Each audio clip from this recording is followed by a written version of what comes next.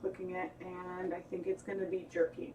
So I'm doing a test before my intro, but now we're actually live, and I'm not moving. I don't see myself moving. I see myself standing there like, so now I'm going to check the audio. Hello.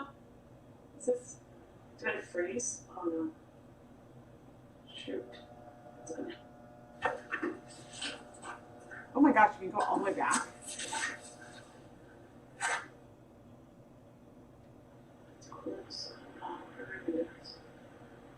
Okay, wait, now I need to see something. Hello, everyone. Actually, no, I'll check over here versus over there. Sorry, it's buffering. I'm giving it a minute and I might need to close. Okay, I see myself moving now, so that's good. But I'm gonna give it a minute. I just need to check something. Check something with the stream and my channel.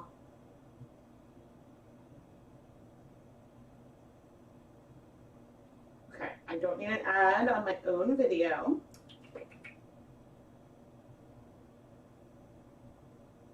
Because I'm now curious.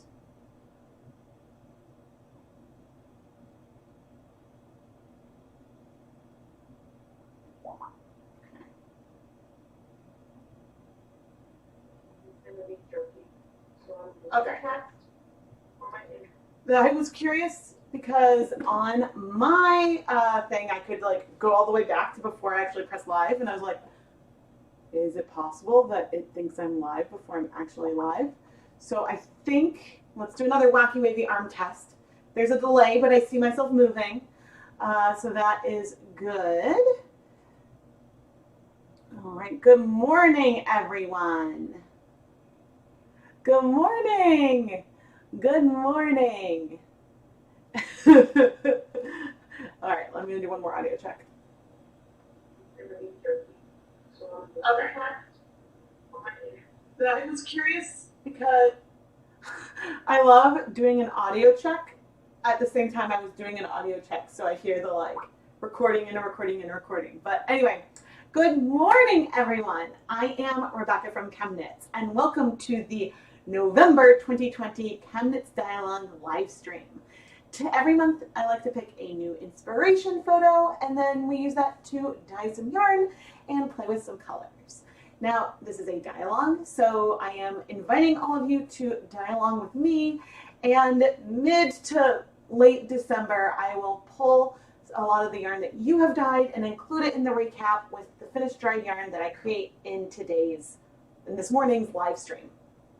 Now, Instagram has been having a few issues. Well, okay, it's not issues. They have limited people's ability to see the newest posts on hashtags after the election to prevent the spread of misinformation. And that is not, it also includes unrelated hashtags like this one. So if you are going to share your inspiration photo with me on Instagram, go ahead and tag me just at ChemKnits in the comments somewhere. And I'm going to try to save them as I see them, so that way I have an easier time finding them again when I pull the pictures for the recap at the end. Because normally I go to the hashtag, look through all the most recent photos, and that's how I find them. But there are too many photos. When it was just showing them randomly, that was really, really hard. Yes, it's good. It's definitely afternoon in Europe. Oh no! I hope you feel better soon. Yeah, and so we're gonna have some fun. I picked this, I think it might be, I don't know if it's like a walkway or a wall, but these rocks all packed together really, really inspired me because I wanted to play with something more neutral and desaturated because I think it's been a while since I've done that. But what I was really excited about when it came to this photo is that it was neutral with all these different gray hues, but then we also have some blues and a little bit of purples in there all together. And so, yeah, I thought that that's what we would play with today. And we'll see how much I'm able to do. Everything's okay. I'm just exhausted. I have been editing so much recently, and which is good. It's really, really good. But I think that like that and like just last minute figuring out all kinds of stuff. But anyway, everyone's healthy. We're all good. We're all good. I'm just tired. Ready for a bit of a break. Not ready to clean the house because we decided we're gonna like rearrange the living room since like we're staying home. So we're like, okay, we may as well like redo all this stuff. And I'm like, yeah, we need, so we're gonna clean. Oh, I'm glad that I can help. All right, so what other announcements before we get started? Oh, today is the last day of the Knit Picks Big Sale, and full disclosure, I'm a Knit Picks affiliate, which means that I earn commissions if you use my link, which I should have pinned at the very, very top. It's pinned and it's also in the video description. Today's last deal of the day is 40% off ball winders and yarn swifts. I'm not very excited about the deal of the day, but I actually might get a swift because I need a new one. My other one is like sort of cobbled together. I'm not sure where my other one is from. Keith got it for me one year. I think he was sick of being my swift. So that's the deal of the day. But We Crochet, which is Knit Picks' sister company, they have free shipping on US orders over 35. Knit Picks has free shipping over 65. So I have affiliate links to both of them. I'll drop the We Crochet one into the chat right now. I think the Knit Picks one is pinned. They're both in the video description. So there's the We Crochet link. And there are some different freebies and stuff, so I have to figure out what else I need for my last order. Now, today, I'm going to start with Knit Picks Stroll. That's one of my favorite yarn bases. I use it all the time. That's what I've got pre-soaked ready to go. But I thought, depending on how things are going, how much dye I mix, I thought that I would also try out 3 of the new yarn bases. So I thought I would try the limited edition Bare Merino. This is the 80% merino, 20% nylon, non-superwash. I think it's also 4-ply. It's, I would say, except for being superwash, it reminds me, you can definitely, it doesn't feel superwash, but it reminds me the most of Stroll. Just not superwash. And then I grabbed the Bare Merino Organic, which is just 100% organic merino, and it is single ply. It reminds me a lot of Preciosa, and so I'm not sure what makes it different. But, I mean, it's all beautiful yarn. These happen to be, the 3 I picked are some of the ones that they're not the ones that I was the most excited about, but I didn't want to do the alpaca today. And I've got more of that coming. I guess some of the other ones I've got more coming of them already, so that's why I'm not dyeing them right now. And then the final one that I started prepping was the Bare Merino and Mohair, which, you know, is nice. It's soft. It's like it's the kind of plies I like. I don't know why I wasn't more excited about it. Because this one is 80% merino wool, 20% kid mohair. And all of the limited edition bases from Knit Picks are, oh dear. Okay. All of them are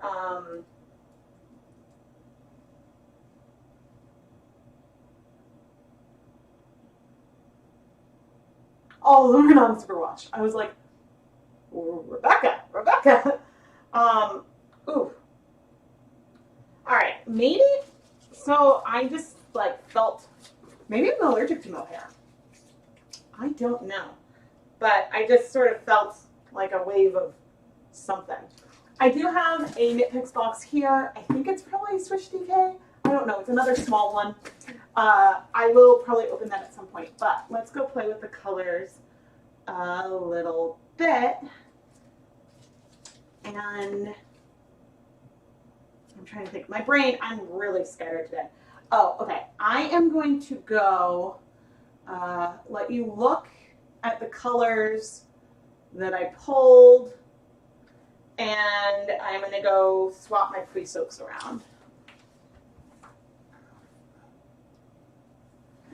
So I have what?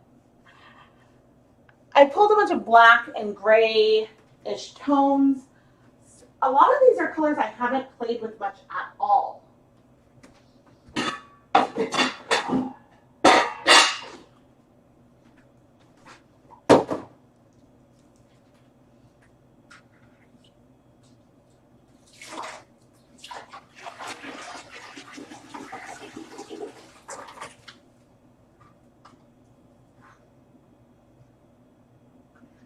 All right, I'm pre-soaking all of this new wool in my 5-gallon bucket,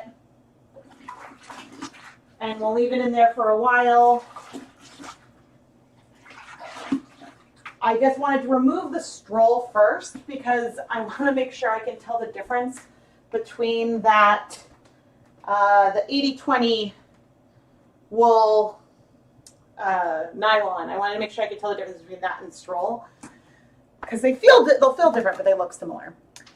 For a yarn mop today, I have just a skein of stroll. This is just a skein of stroll that has no vinegar on it yet, because I thought that we've got some really cool geometric lines, and I want to be inspired by the positioning on our inspiration photo. But I do want to test some of these colors, because I'll get into that in a moment. But I thought that it would be fun to wipe my hands on here and then dip it in some water with vinegar after for the yarn mop today, just to mix things up a little bit. Good morning, good morning. So when I was looking at all these colors, I have swatched crudely all of these in some kind of capacity before. And like, I remember that I think the Twilight Gray might actually be perfect for this. Sand Dune, I think, is going to be perfect. I don't know if I'm going to want the pecan brown. That's a color I might not need. The True Black is a color I might not need. I pulled that there because I already have some silver gray mixed in a 1% stock solution, and I have a lot of True Black mixed. So I can dilute the True Black to be some silver gray if I need to, but I just wanted to show those color swatches right now.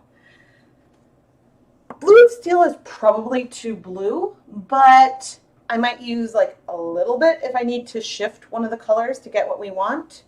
And then I'm curious about these, and I don't know which. Espresso Bean is fairly purple, but it's like almost brown.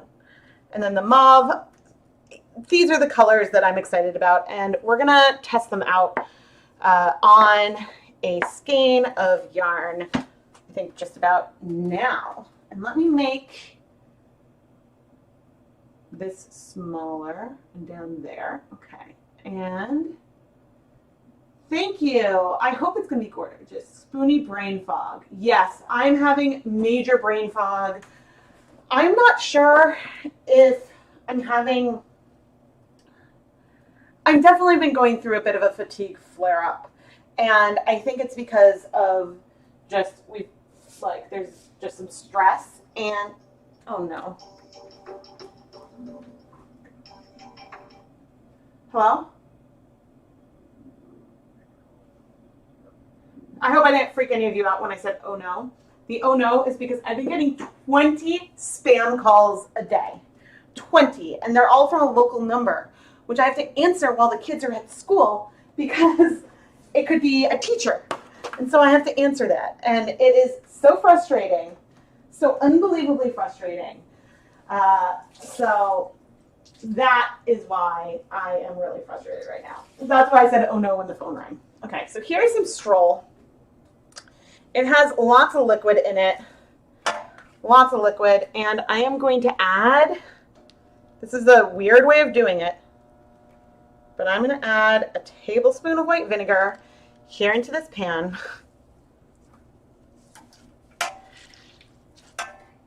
And this is how I'm adding some vinegar to it. The reason why I'm doing this is because my plan is I want to do a little bit of speckling just to test some of these colors. And then I want to mix up the colors that I think I like the most, dissolve them in some liquid. And then with those colors, I want to do, oh, I guess this has vinegar in it now. I want to do a cool vinegarless technique. That is something I've been playing around with a lot, but the videos aren't going to come out until, I think next year. I've been working pretty ahead of schedule, in part because I wanted to, there are just some colors I really, really wanted to dye. I do have a Black Friday special coming up in the shop. It is similar to things I've done in the past, but there are also some differences. And I'll talk about it a little bit in Friday's video. But so I have just very crudely, very randomly spread this out. And now I'm going to go put on some safety equipment so we can deal with dry dye powder. So I will be putting on safety glasses. Let me get it. I'll show you. These have some scratches in them, so I'm getting a better pair, but I'm going to wear safety glasses, a P100 respirator mask, and gloves while we are dealing with the powder. And this mask is mega twisted. I think I had a video recently where I showed myself in the mask, and then I realized, like, oh, when I was wearing it, it was twisted, and I, like, filmed the clip, and I, of course, fixed it after. But why can I not figure out how? There we go.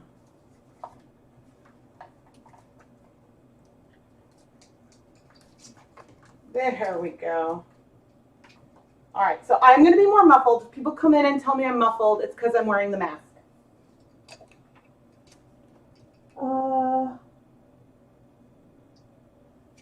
Well, the problem is with the spam is they use a different number every time, and so I do block them, but it doesn't matter.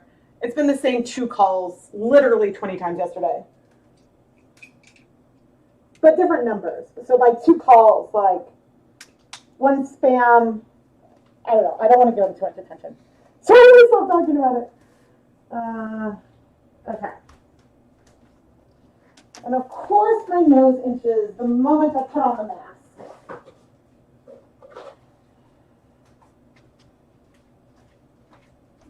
All right, let's move this around a little bit.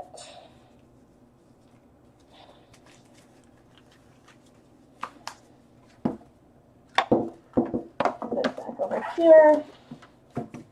I'll make sure you guys can see that like that. Okay, I'm going to start with Twilight Gray. This isn't a swatch I'm going to label. I'm just trying to get a feel, and so I might regret it. I'm realizing that I cannot tell what kind of color this is right now. Oh, but actually this is nice because I could do that and what? Purple?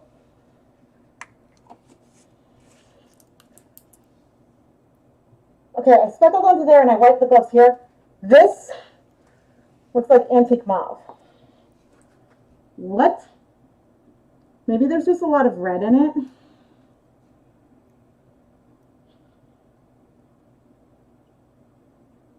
I am confused. I am really confused. What?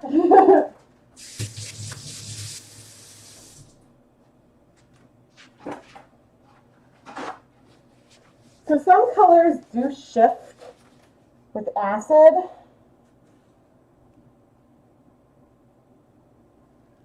I mean, I do see how there could be some elements of gray. Let me try this one more time. But let's go in, let's grab some dye.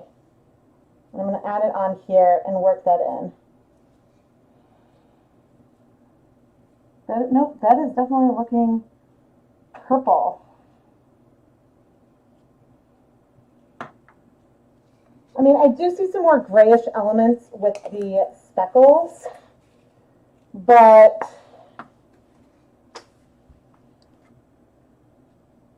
I'm going to clearly have to mix some of that up because I want to know what it's doing. Okay, next, I'm going to rinse off my glove.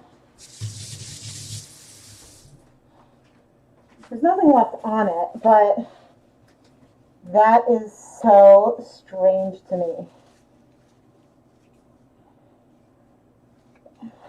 I was really not expecting that.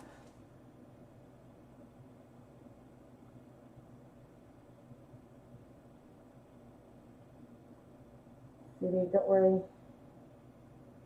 So that was Twilight Gray, which is not a color I use often. So here's Platinum.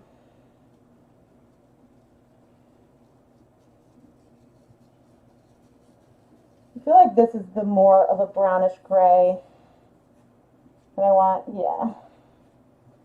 Why did I not use this one more? Maybe because it's like not very pigmented.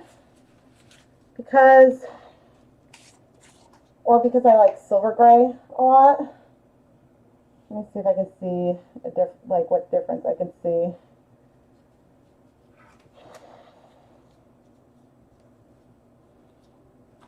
So I think silver gray is just more pigmented, like a lot more pigmented than Platinum. Twilight Gray is confusing me. There's definitely like bluish or black patches in there, but I would have expected more blue than pink. And the Twilight Gray looks purple. Like, I mean, it works.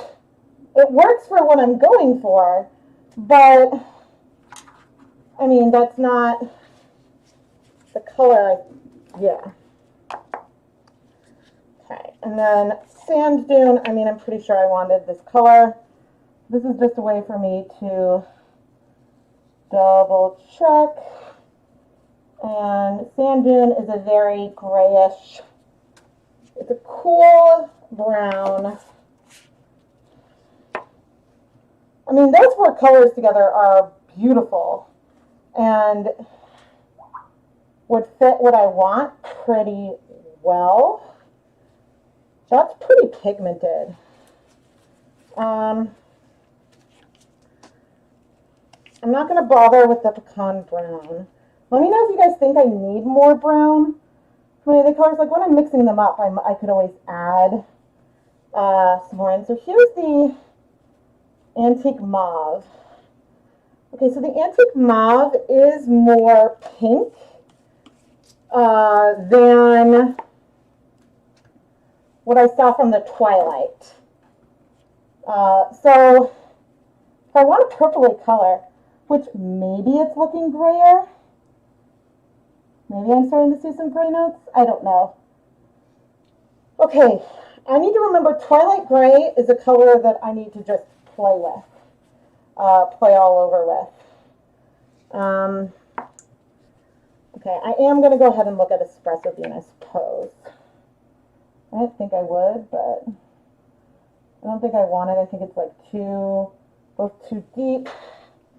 And let's go down here.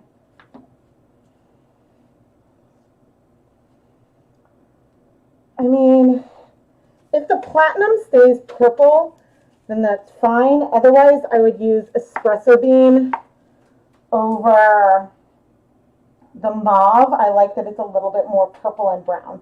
Now that you guys can really see these colors. Okay, so here's the Espresso Bean. This is the Platinum. This was the Mauve. Silver Gray. Sorry, not Platinum. Twilight Gray. The Twilight Gray is that purple. This is the Platinum. Silver Gray Sand Dune. There's no acid on here, but there's acid over here right now. I don't think I'm going to need the blued steel.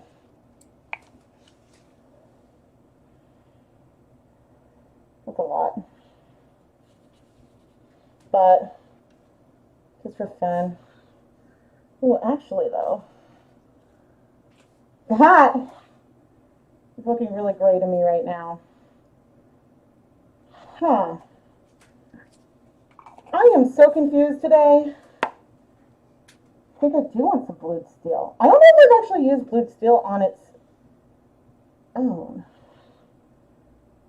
I am really, really confused. All I know is that these colors are actually really pretty together, and I'm moving it now. So the goal is not to do with just powders today, but I wanted to start with powders to help me narrow down the range of colors that I wanted. So what I'm going to do now is come back into the Twilight. I'm going heavier with it.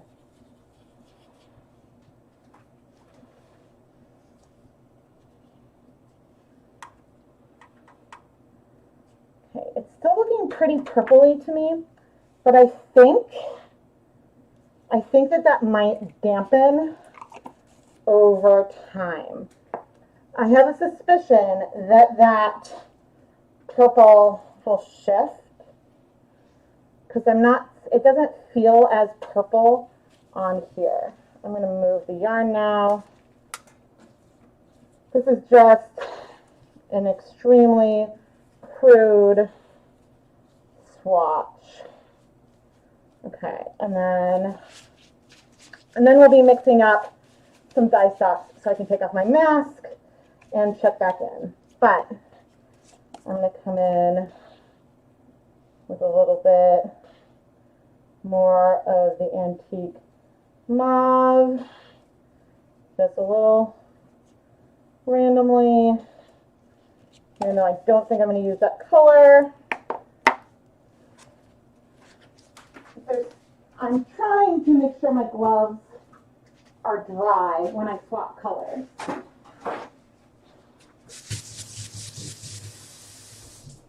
So let's think.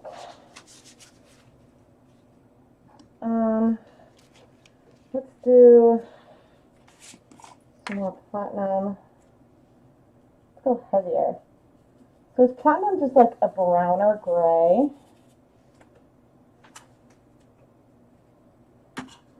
Like the powder looks brown with platinum, but it doesn't actually read brown on the yarn. Here's some sand dune. Sand dune is one of my favorite colors. I've been playing with it a lot lately.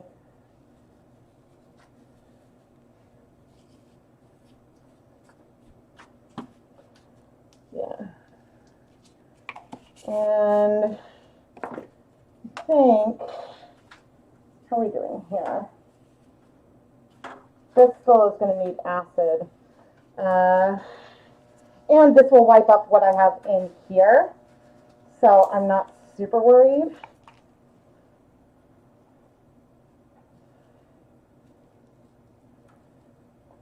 Just running out some color. Okay. Yeah, I might want some blue still. Okay. If you've played with any of these colors before, let me know. But I need to set up a steamer basket. Yes.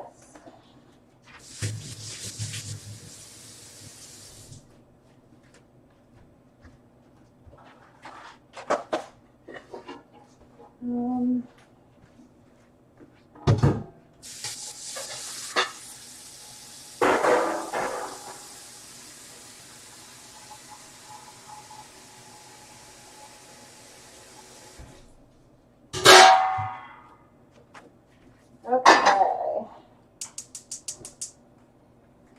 So often when I speckle, this isn't necessarily the way I go about things, but I'm doing a little bit of a tap. There's a lot of liquid in here, and I want these colors to go through a little bit, but I'm now going to very carefully transfer this to the steamer basket.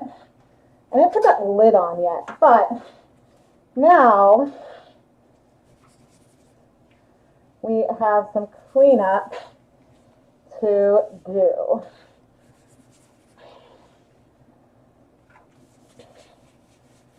And this yarn will continue to pick up color over the course of what I do today. There we go. I'm going to be using this over and over, and then we'll probably dip it in some acid. But let's take this and just trying out some of the liquid and making sure it's not too messy. Okay. All right, I am going to come sit down after I work my pan. Let's move you. Move you.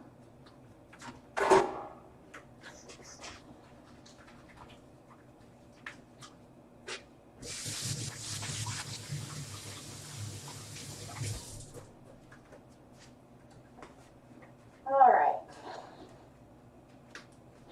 Math break time. Okay, so this is a different way than I do with like other swatching because I plan to play with these colors wet. But I'm curious to sit down and see what you all have to say. Blue steel would be good. Yes, okay, I'm going back up. So Twilight Gray Dazzling purple. Okay, I haven't used it in a while, and maybe that's why. Because I want... I definitely have some dusty blues that I've tested out, but I think blued steel will help. A little bit of that will help something lean more blue, so I think that that's fine. I mean, I think that the colors that I've pulled are good, so that's good to know. It's supposed to be like a taupe gray for Twilight.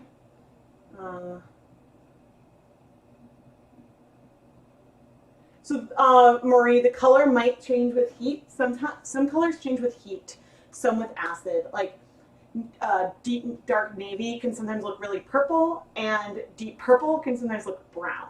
And so those are two that I definitely have hand painted and been like, that's not the color I thought it was, and then it's changed upon steam setting or adding the acid. So,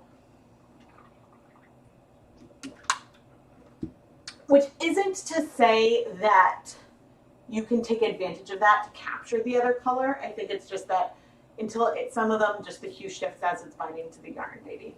I don't know. I haven't done extensive tests. So you think that changes with heat? Yeah. So the problem with this being a crude swatching today, or not even my crude swatching, is that I don't have everything like organized in a way that I can look and be like, okay, that's that color. But I do want some pinky tones, and so I don't mind if it does actually lean pink, because that's pretty close to that pink tone that I wanted. And yeah, so let's see. I like fluid steel. Fluid steel is good. So I don't think I'm going to be doing anything at a 1% depth of shade exactly. So when you're and this is not directed at at UCD, it's just in general, because I've had some questions. So if you say have a skein of yarn and you want to dye half one color, half another at a 1% depth of shade, you need to think about the actual like approximate number of grams that you're dyeing the specific color. So if I wanted half of the skein to be one color, that would be 50 grams of dye. So therefore, 50 grams of yarn. So therefore, if I wanted a 1% depth of shade, which is 1 gram of dye per 100 grams, then you would want half a gram. And so that's something you have to think about. But since I'm doing something more variegated today, and it's going to be slightly more random and layered, it makes it harder to think about the depth of shade in the same way. So if I was going to dye 300 grams of yarn with 3 colors in an all over random way, an easy way to go about that to get a total of 1% would be to mix 1 gram of each color and then layer that on, using it all up across 3 skeins. But there would be some places that are darker, some that are lighter, so those are all things that you have to take into consideration. Colors would be really pretty on silk. Yes. Oh yes, the Twilight absolutely broke with speckling. I feel like that I dip dyed into it once, but now I don't remember. Oh my gosh. Yeah, I'm not often up at 10:30 p.m. Good morning, good morning. So, yeah, so I'm thinking, and I'm still, part of me wants to have things in the pan and sort of draw out some geometric patterns. I'm still debating exactly what I want to do. I think, oh, I'm so tired today. I think that what I want to do is, I don't want to mix more than 5 colors because I'd like to be able to mix them together if I need to. So we'll think. And while I'm thinking, let me go ahead and open up a Knits Picks box. And so again, it's the last day of the big sale. So the link is pinned. Okay. Ooh! Oh! Cool! I was like, there's color. Why do I have color? This must be my dollar yarn package. And, ooh, my stitch markers. Okay, forget the yarn. Let's look at the freebie. So both Knit Picks and We Crochet have different deals for freebies with $100 purchases. And, oh! Okay, these are not flexible. These aren't flexible stitch markers, but they're really nice. The rainbow is, it's sort of like a muted rainbow. I think I expected it to be a little brighter. Like it's a soft, like duckling yellow. And the purple is more of a mauve. It's looking more blue on camera. It's way more pink in person. But the red is like an actual red. I mean, I still like them, and they were free with my purchase. There's on freebies at the big sale. Let me link at the freebies page. Then there's the coupon codes that you need. And so, yeah, but I've done all of the freebies. So you can get a free pin, a calendar. I did both of those. You can get stitch markers and a pouch. But let's look at the yarn because some of this is new. So here I got some Aloft, which I think is what, the 72% kid mohair, 28% silk. I've dyed this once. I got a few balls of it. I got, okay, this is new, I believe. This is a limited edition yarn. This is Daydream. Ooh, it's like not chainette. It's like an I-cord of some kind. It's like a knit tube. This is really cool. This is 69% alpaca, 24% nylon, 7% merino. It is like super thin ply, and I don't think you can see, but it's like a knit. Like, it's not twisted. It's got a knit base, but there's a halo, so that sort of pokes out. That's cool. That gives this some strength. So I got this in, what color is this? I don't know.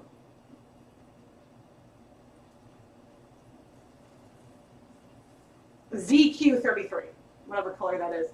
But I got it because it's over dyeable. Oh, and I also got it in, I guess, this color, which is ZQ34. Sometimes I don't know what happens. Was that a dollar here? Oh! Oh! Okay, Provincial Tweed. I got this in, what color are you? Why do none of you have the actual colors? Sorry. Hello? Not school. Okay, but this is cool. The tweed in it is like aubergine and yellow, which is really, really cool. I don't know if the tweed color has changed, but this is 80% superwash fine Highland wool, 20% tweed. That's really cool. I got that to overdye. I got, Alpaca Armor, which is another special reserve yarn. This is 100% alpaca, and it is fingering weight. This is not as soft as the, like, it's still very, like, alpaca-y. It's not as soft as the baby alpaca, but it's nice. And I got this in, like, a, wow, they really don't have the colors on them, but I got it in, like, a white or off-white color. And this is darker than I thought, but I wanted to try the sequence yarn. So this is sort of like a perfect color for today. It's like a warm gray. This is 70% merino, 30% baby alpaca. And this yarn is like a chainette type, or it's really more like an I-cord. It's like a 2-stitch I-cord. Very, very cute. And then finally, there's this wool and superfine alpaca special reserve that is just in this one color. It's almost a blush pink. It's bulky weight, and what are you? 35% superfine alpaca, 65% wool. I don't know. There's probably some warmth in the alpaca. I wouldn't immediately be like, ooh, alpaca, but it's nice. So that's a super fast review of what's in the box. And the blue, this box actually like fits the inspiration with the like little pinks and grays. The blue is just some dishy that I got to over that. All right, toss that over there. You love Provincial Tweed? Yeah, I want some there. You believe the dip is more purple at the end? You know, that does seem familiar, Carol. I think that I'm starting to remember it now. But yes, let's see. And I want to reduce the heat on the steamer basket. And I'll set a timer. That was splashing everywhere. Okay, funny. Let's first go drink some water.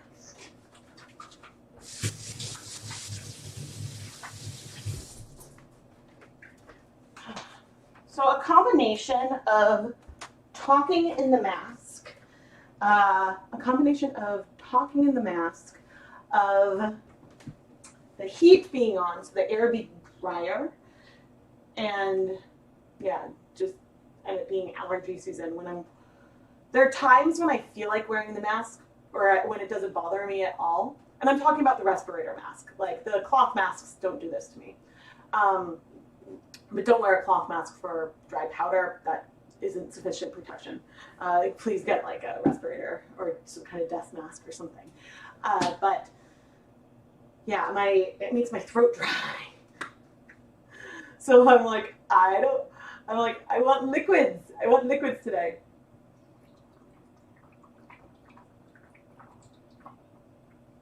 And while you're here, please subscribe and turn on notifications so you don't miss new videos. All right. I am today. Okay, so this is our map. So I have silver gray made already. Okay, so I have silver gray. That helps. I want sand dune. I want to see what you guys can see. Okay, I want sand dune, platinum, twilight,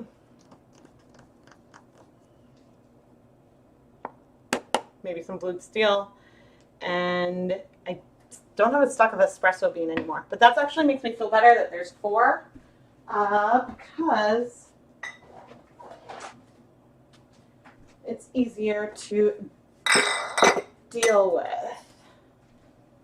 Okay.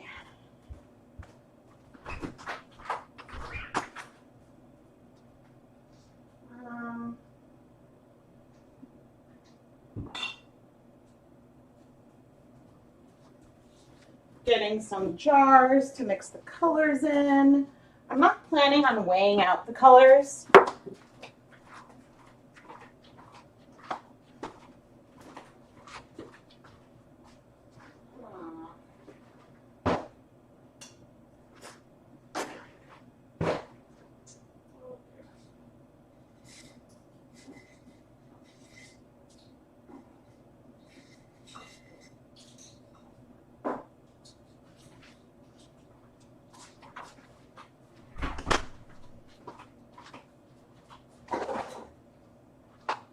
I've got a stack of dishes that are drying, and I'm just like, la la la la la.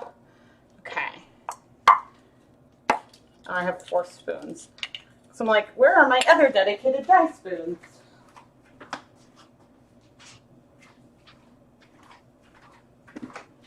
Okay.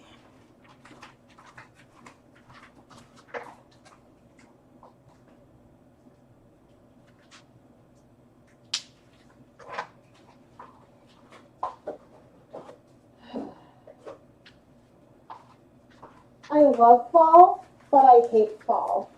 My eyes just itch.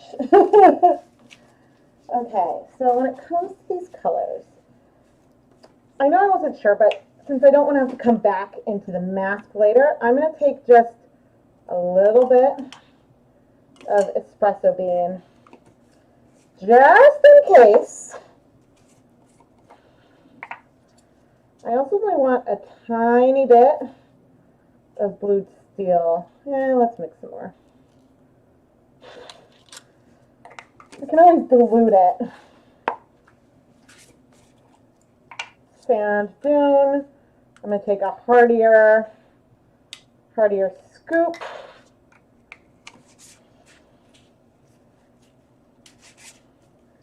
And I already have the silver gray mixed at 1%. This is platinum.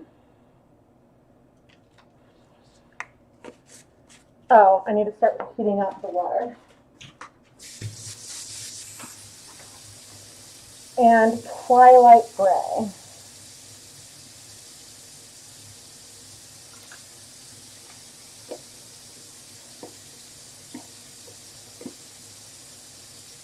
And while I wait, I'm going to do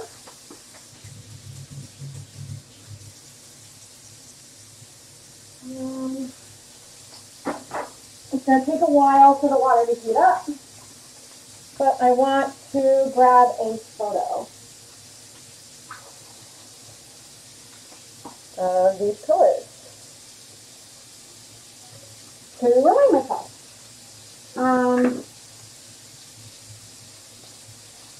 I like Antique Mauve Dilute, but I like the paler from the espresso bean better today.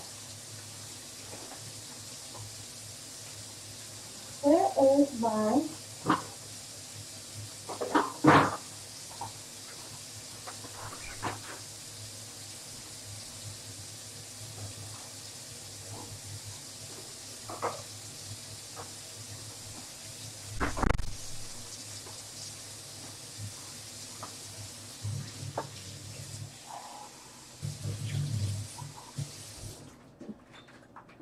problem with putting all of my dye dishes away is that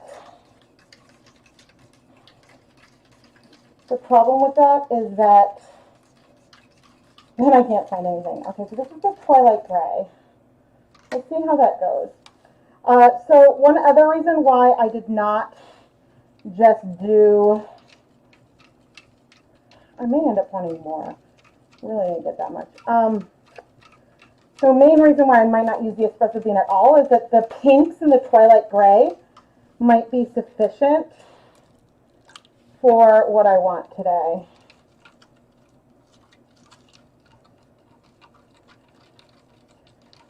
The thing that's hard for me right now is I'm like, oh my gosh, this doesn't feel like that much color. So we'll see. I think I've been dealing with so many super pigmented colors lately that I'm feeling a bit skewed, but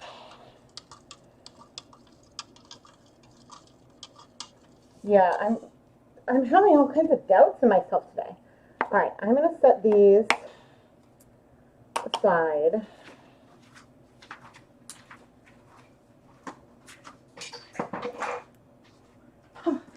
Okay, I'm like, things don't look that pigmented to me right now. Let's go ahead and we'll pull these up.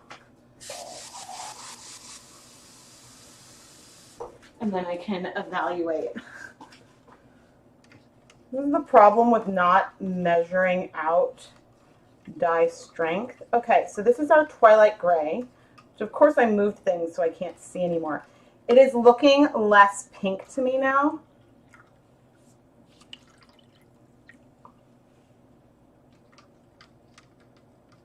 So I think it was Twilight Platinum, then Sand Dune,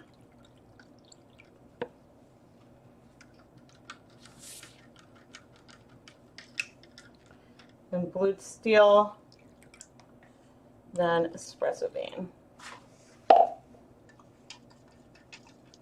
which these two are probably going to be the most. I think the reason why I might have underestimated the color is because I think I want fairly concentrated of these two colors, and they're not very pigmented. So let's just do a quick color check. Okay. So we've got our espresso bean. Oh, actually, that's pretty good. Includes steel, sand dune, platinum. I missed a finger. And then the Twilight Gray is looking gray to me now. Okay, I actually really, really like, shoot. Okay, here's my problem. I like them. Well, we'll see if things are too pastel for what I want. But these are the colors. They might be too, I might just need to mix more. That just might be the thing.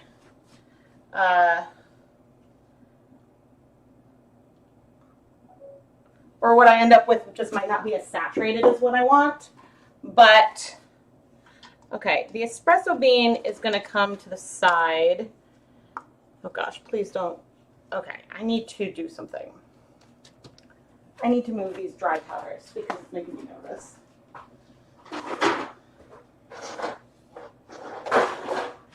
And by making me nervous, the dry powders themselves aren't making me nervous. What I'm nervous about is spilling water on them, because that is something that I try to avoid doing. So that's why I'm going to go set these all aside somewhere where away from where I have cups of liquid. I was like, oh, I'm not actually nervous about them. I'm just nervous that I'm going to spill water all over them. So, so right now, mixed up,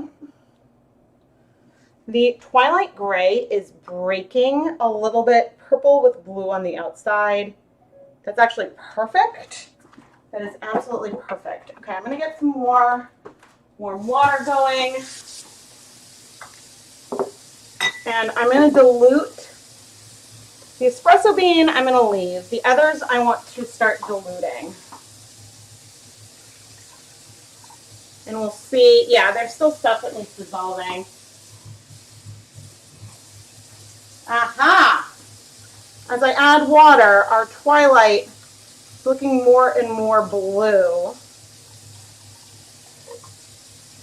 That is cool.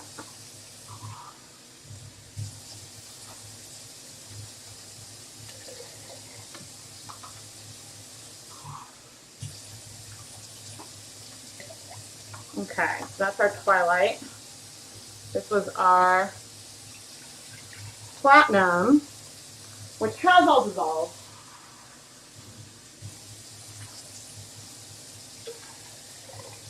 But I'm adding more liquid.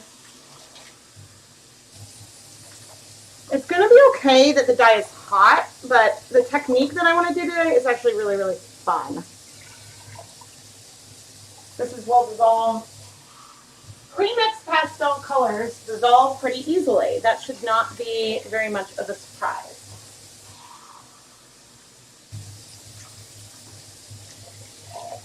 Okay. And the blued steel also is dissolved.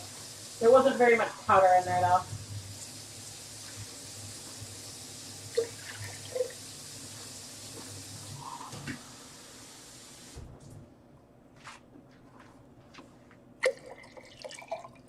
Okay, I've got these dyes ready. Now let me set up our pan, but I'll come and check the chat. So the technique that I'm doing today is something that I've done a few times, but it's something that's definitely coming up. I have been playing with adding the dyes to the yarn with no acid present yet. Let me check the chat. Oh, you love my pigtails? Thank you. What do you do with my kids when I use acid dyes? Great question. So my kids are at school right now. Both of them are at school. If they're home, I will dye with things like this, with the dyes in liquid. I don't do anything with powders when they're on the same floor. So they're either upstairs resting or in bed asleep. We have like quiet time after lunch every day in my house. And then the dog is, when I'm dealing with the powders, he's removed from the area as well. And they know, like, I keep the dyes, my acid dyes, in plastic tubs in like a very specific place, and they don't go near it. Well, so Carol, the one that I did just in case it went more blue, which it did, the color I really liked the subtle purple more. The mauve was too pink for what I wanted. I wanted the more brownish purple. I wanted that really, really subtle tone, and so that's why I'm going for the espresso bean. That's why that's the color I went for. Okay. I'm pre-soaking some of the new skeins that we haven't used before. But here is some Knit Pick Stroll that has no acid in it. And I am going to wring out. There might still be a little bit of dye in here. Technically, we had like 1 tablespoon of vinegar in that pan, but a lot of it has been wiped up. Okay. We're going to start like we're going to hand paint on the countertop, except we're not going to hand paint on the countertop. We're going to do it in here. Okay, I have that liquid if I need more liquid. Okay. And so, yes, I'm not even sure if I'm going to use the purple yet. What did I see? Oh, lovely lint. Okay, lint is fine. Lint doesn't. Let's get you out. Lint doesn't freak me out. Okay, and so I'm just, the difference between this and full-on hand painting on the countertop is that if I was hand painting on the countertop, I would spread the yarn out more. So we would have it across straighter like this. And that doesn't happen here in the pan. Things are more scrunched, more randomly placed. Okay. I am going to make the inspiration photo bigger so I can see it. I say mauve wrong. Mauve. I say lots of things wrong. Sorry for driving you crazy though.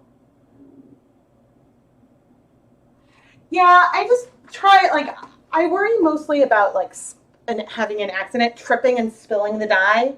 That's one of my big concerns. Okay. Let's start. I'll take some of this Twilight, because I might want to dilute it more, but we will see. And let's just pour. So funny. So unbelievably funny how this is now like that exact color that I wanted. It does have some pink undertones, but this is a Twilight Gray now. And this is a Twilight Gray. That is so funny. So I'm not getting a lot of color penetration, but we're going to be adding the colors slowly. And I'm actually doing it differently than the way that I thought I was going to do when I set out. I thought that I was going to put everything into squeeze bottles and make geometric patterns. And now I don't think that's what I'm going to do. So we will see. So the dye is warm, but because we have no acid in here, and ooh, this is breaking, and I'm seeing some like pink and purple tones that are perfect. Perfect. I am so excited. But by pressing it, ooh, you can see some of that breaking in there.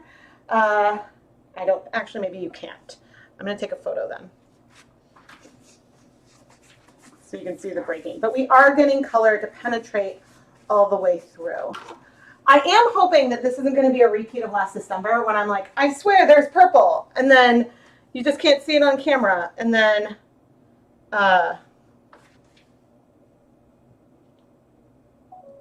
it disappears. There we go.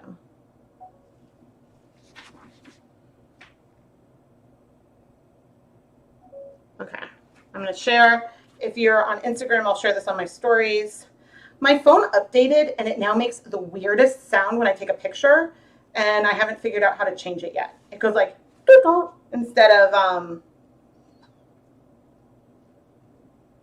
there, instead of something more camera-like. All right, so okay, I'm going to do this on these two as well. Let's just move some of that color over, but I don't care. It's oh no, but I messed up my line.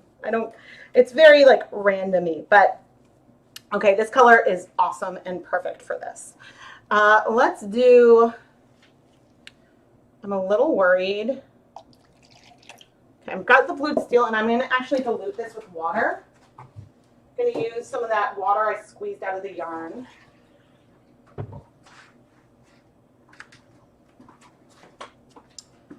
And let's go over here by these zip ties. Ooh, this is giving me a really nice dilute bluish gray. I did not think, oh, and it's spreading all over. I mean, this is fairly, still got some randomness to it. I don't want too much blue, but actually there is a lot of blue. So, oh my gosh, see what I'm talking about? Hello? It's not an urgent message for the vehicle owner. Okay, let's do some sand dune. And I'm actually going to dilute it because we can always build it up. Better to go too soft. Ooh. I like that. Better to go too soft than too loud because I can always add more color, but you can't take it away. That is so pretty. So the other thing that this did is I still added that same amount of liquid. So all that dyed just in this one section, but by having more liquid in here, that helps me move it around a little bit more. Okay, this was the sand dune, right? Okay, I will probably need to mix more colors. Okay, so here it is, not diluted.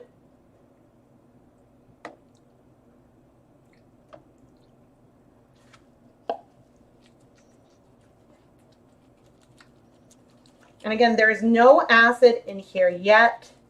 We will add acid, and then we can add more color at the end as needed.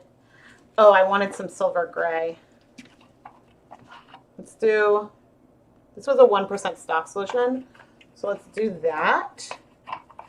And then dilute it.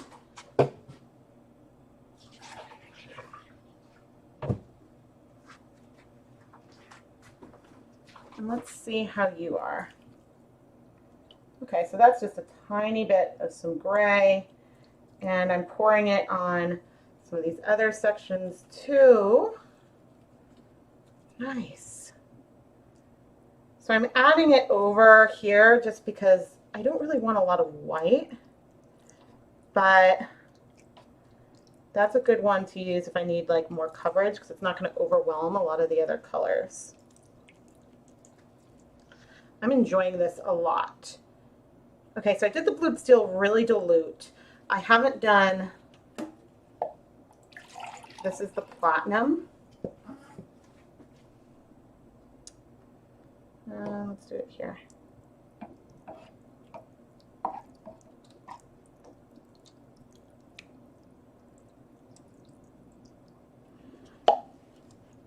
And I'm working it in a little bit. So with this, because the reason why I'm in the pan is because I'm going to be adding so much liquid as the time goes on that, oh, that's not actually going all the way through. But that I haven't been adding a lot of pigment. So let's see. Oh, it is actually starting to strike even without acid. Oh well.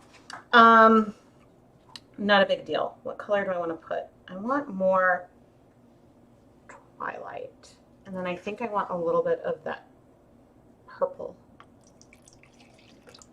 Okay. Did I dilute this when I put it on? I don't think so.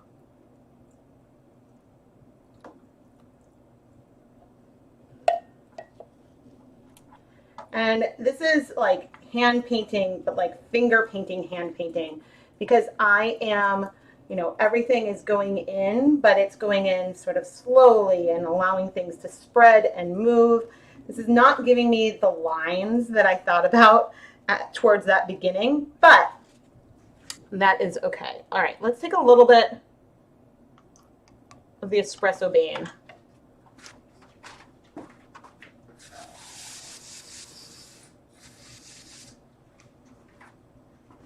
Add some water. So I'm getting a little bit of mauve kind of tone from this dilute. It is less pink. Oh, turn off the steamer basket. It is less pink for sure than actually using the antique mauve. But I'm going to add some there. I'm going to need to work things through, like, whoa. But I am enjoying this. This, again, is not where I thought I was going to go. I thought I was going to add things more in various shapes, but I decided to go for something a little more regular. And I'm now debating. There's not a lot coming out, so I'm actually going to flip it here. So it is, the colors are striking. The colors are striking already, which was not what I thought I was going to be showing. So maybe that little bit of acid at the bottom, and then I'm adding somewhat dilute colors, but, or I'm just not doing a good job at working things through fast enough. So funny. Okay. Twilight. It doesn't matter if I'm adding things in the exact same place. Once I start going and heat setting this a bit, I will, ooh, this is fun. The water level was like near nothing too at the beginning, so that also limits the ability of things to spread, and I did have some heat in here. So yeah, but this is fun. Okay, I'm gonna add you back there. Let's do a little bit more of our purple.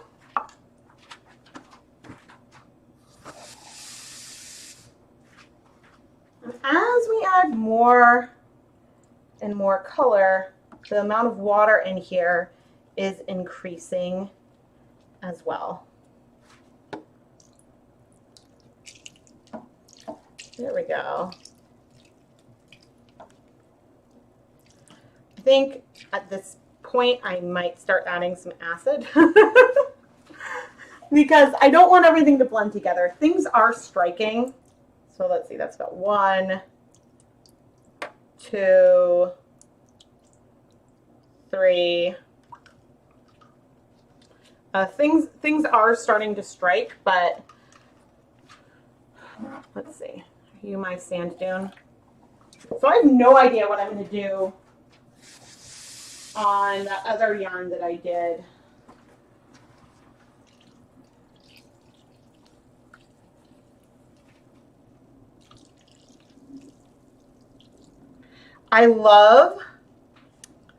So the Twilight is really fun. It's really intense. I think I might, on the other yarn, dilute it more. I really like this section the most. It's got, so the sand dune, the espresso bean, and then the blued steel, I think. There's a little bit of the sand dune in there, but I'm not worrying about it. Instead, I'm just adding some liquid, and I just want a little bit in there. And actually, you I'm going to put you aside because I want some more gray.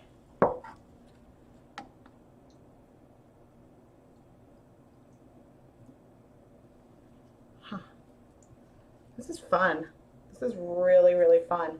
Again, not where I thought I was going to go with it, but now I do. Now let's get a little more.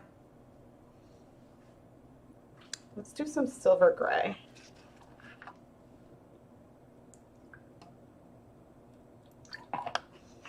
And when I talk about dyeing my field, this is what I'm talking about. I am just seeing where these colors take me and playing with them.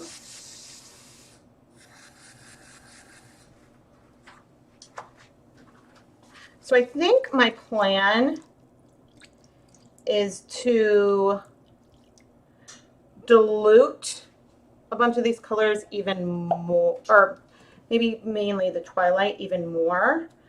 But I think we've got, there's still going to be white in here.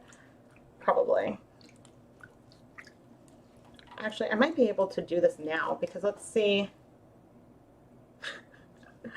There's some color not set, but it is mostly. Let's check. I mean, I like it. Okay, I think I want to add some.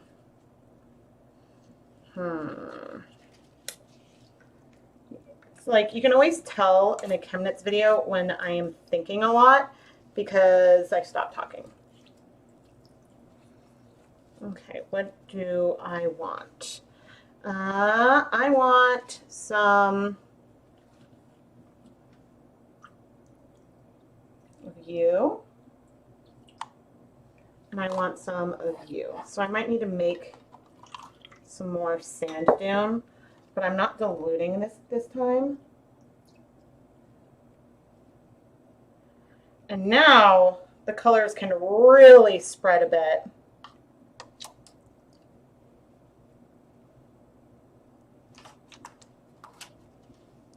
Okay, I think I want to go start heating this.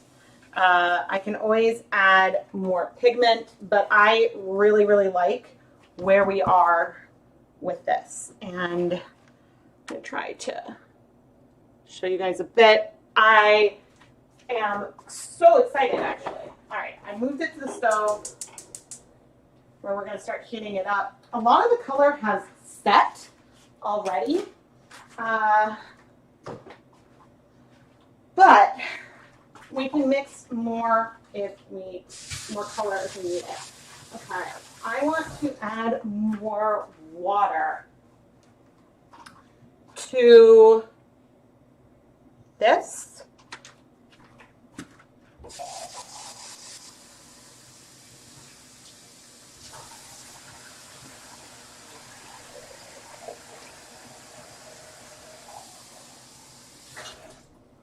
So I think instead of going for, I thought I was going to go for like a flagstone kind of feel, but I think instead what I'm going for is more, I guess, the overall feel.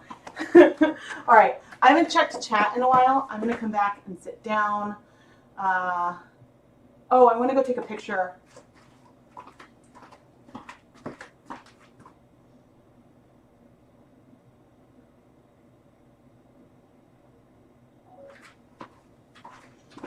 Picture of this. Oh my gosh. And I'm going to post this on Instagram.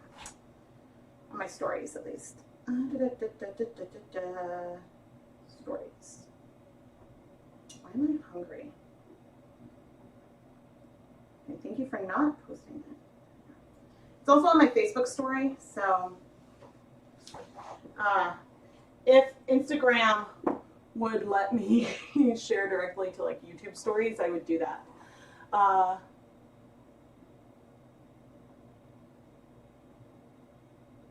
So, oh, Leah, I am heating this up on the stovetop now.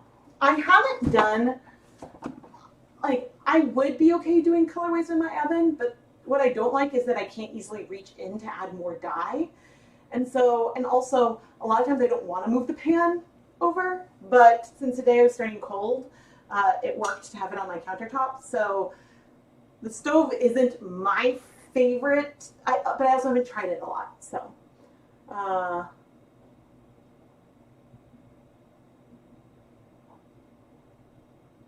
will the yarn at the bottom of the pan be muddy in color? No. Although today it doesn't really matter, but because I want the colors to blend and stuff. If I did not want the colors to combine on top of each other, I would not have flipped it. I would not have flipped it over in the pan, but these are all colors that I want that layer and depth, so them combining a bit wouldn't be a problem, but I did flip it during the process, so you can see that.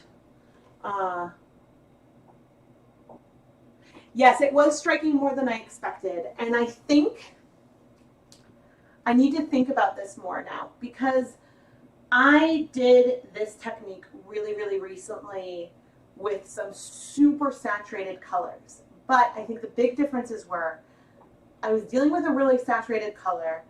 I diluted it a lot. I had more volume of liquid that I was adding at a time, and there was more pigment in there. So I'm dealing with less pigment, and then I was also adding a little less volume. So I think that's why it wasn't going as far down, but I'm not entirely sure why it was striking a little faster than I expected, because there was no acid in there. The dyes were a little warm, but that was the case before when I did it, and it didn't, but I think that it's probably a pigmentation difference. I'm sure that it's about the like total amount of dye in there. Like even if I had 1 gram of the platinum, that's way less pigmented than 1 gram of navy. So I think that just might be the difference. Your son's remote learning started, so you're distracted. I took a picture of the colors I used, Amy. So I used, this is why I took a picture. In addition to some silver gray, I used some really dilute espresso vein, some really dilute blue steel, and then sand dune platinum, and twilight gray was that most intense gray that I had on there. Yay! And make sure you submit it so that way I can include some in the recap. And I said this at the beginning, but if you are sharing on Instagram, please this month go ahead and tag me in the comments. Not in the photo, but just at ChemKnits in the comments of your Instagram post, so that way I will definitely see it, because YouTube is not, or not YouTube, Instagram is not for, who knows at what point it'll stop. Maybe it'll stop soon, but because of the election, they are trying to prevent the spread of misinformation, so you can't see the most recent posts on hashtags. So, wow, 2 a.m. That power to you. It's going to be a lot more pastel when dried, but the colors aren't that intense here anyway. So I'm ladling this art class. Thank you. Yes, usually there's a replay. We're homeschooling right now. Yeah. Oh my gosh. I get 2 mornings a week. Yeah, so those were the colors.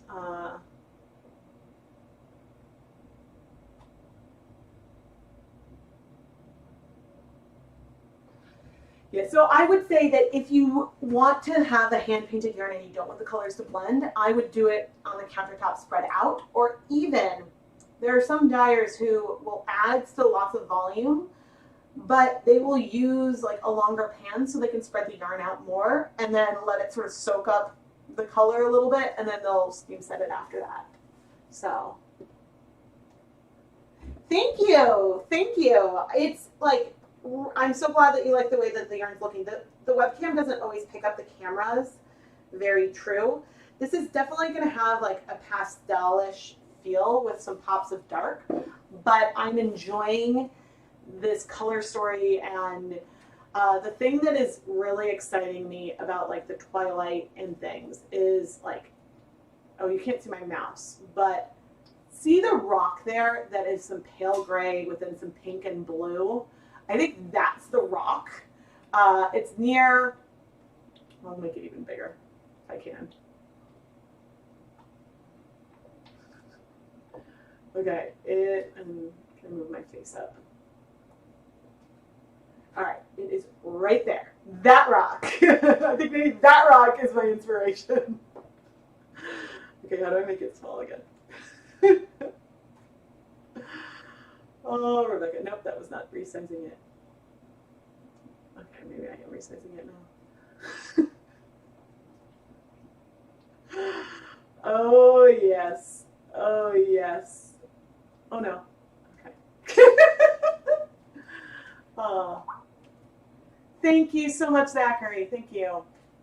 Would I do this colorway with a roving? Ooh, this would be stunning on roving. I'm going to need to remember that, and I don't have my paper to write things down at the moment. The unfortunate thing today is that I don't have a stove camera, but oh, this is so pretty. What is it reminding me of?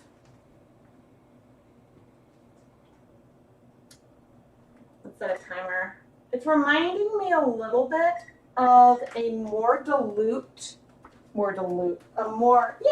muted version of the Mandarin duck that I did once.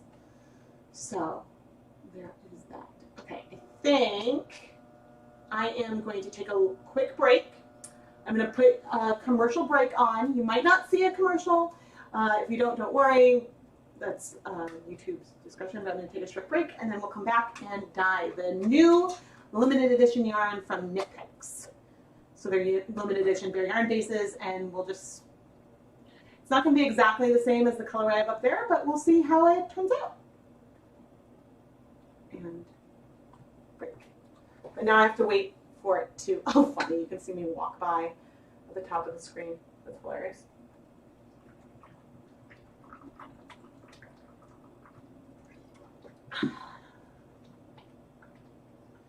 Get so thirsty. And now this is when I wait to press the button, because I have to wait for the stream. There's a big delay. So you'll be able to figure out the delay from what I'm saying right now.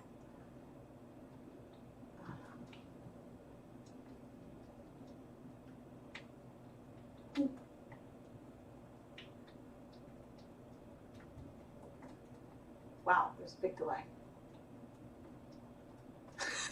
Okay, I just clicked the button. That's a really long delay today.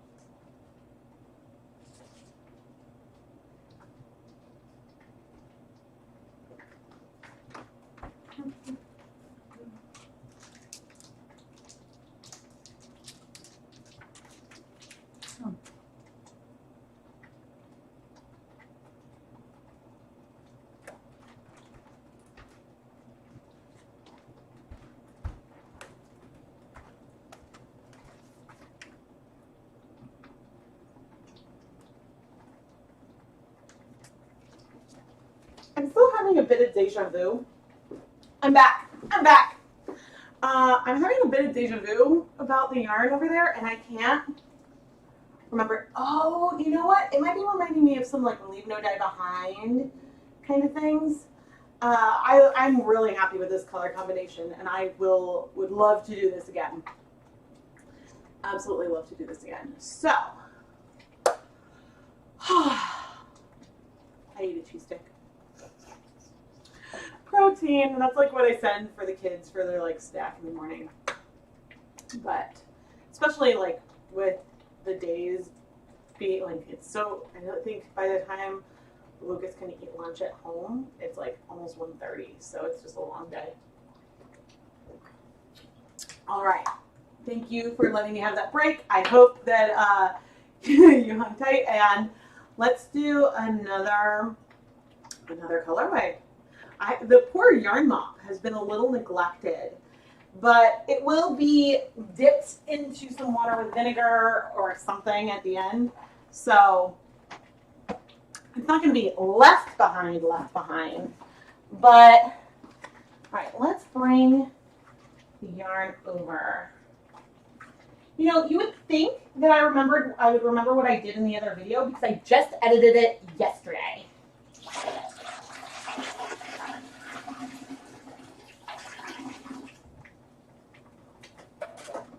Okay, clean steam pan. All right, so the yarn bases that we are doing now are the Bare Merino fingering, which is 80% merino, 20% nylon, not superwash. The Bare Merino organic, which is 100% organic merino, single ply, non-superwash. And the Bare Merino mohair, which is 80% merino, 20% super kid mohair. And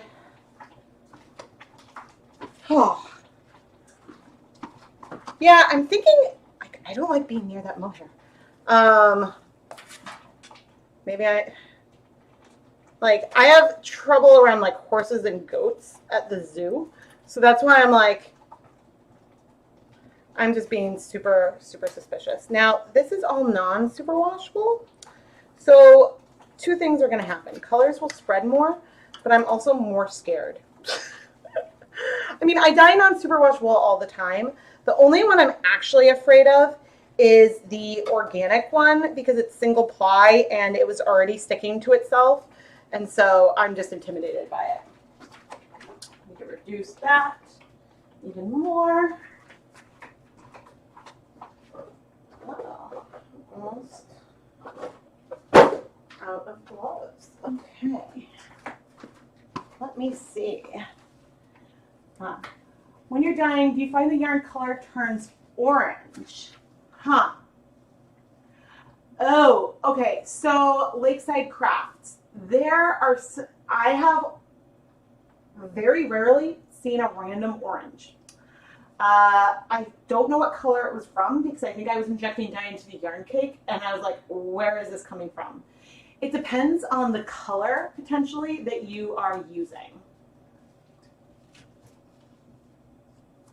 So it depends on the color. So for example, things like avocado, it looks really, really teal, and then in 1 cup I can mix it, it'll look all dissolved. There's some yellow pigments that don't dissolve until the end. And so in doing that, then sometimes you'll see then like browns and stuff break out. So that can happen in some colors for sure. For sure. Okay, let's take, I diluted the Twilight Gray, but I'm going to dilute it more.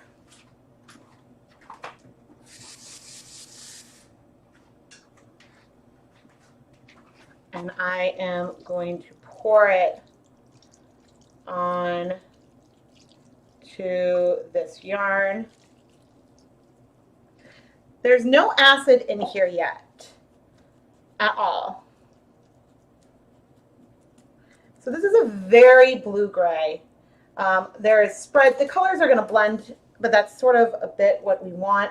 The Twilight Gray absolutely breaks. It's a color I need to like revisit because I played with it ages ago and then not since.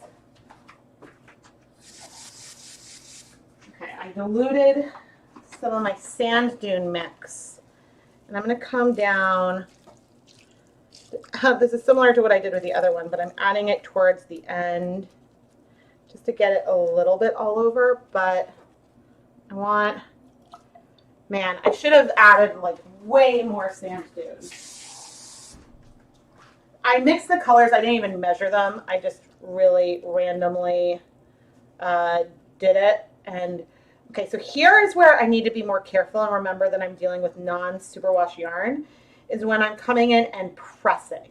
It's not the heating that is the concern, it is the agitation. Okay, so this is the blued steel.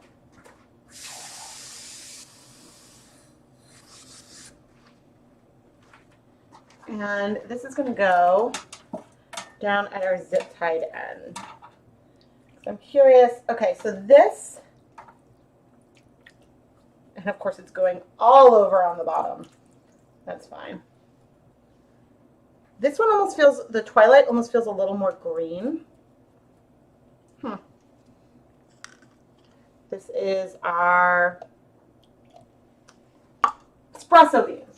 I should have like just a big thing of water. And I'm just taking all these dyes and diluting them as I add them on. The purple, I almost want to add like a hint of some Twilight to it. Ooh. That made it like a deeper kind of purple. Things look a little regular right now, but it will, ooh, how am I going to do this? I guess I'll add the acid soon. Huh. I need to think about this. How about you? Gray is such a funny color to me.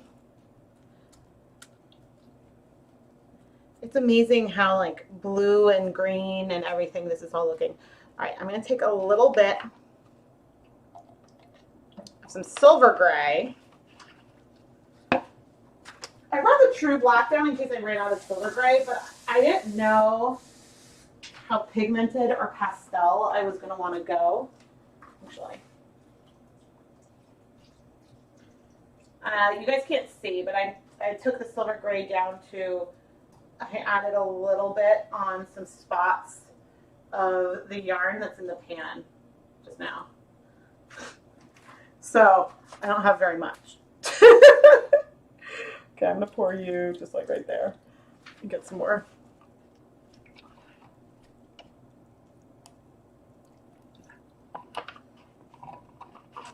Colors can behave differently on superwash and non-superwash yarn.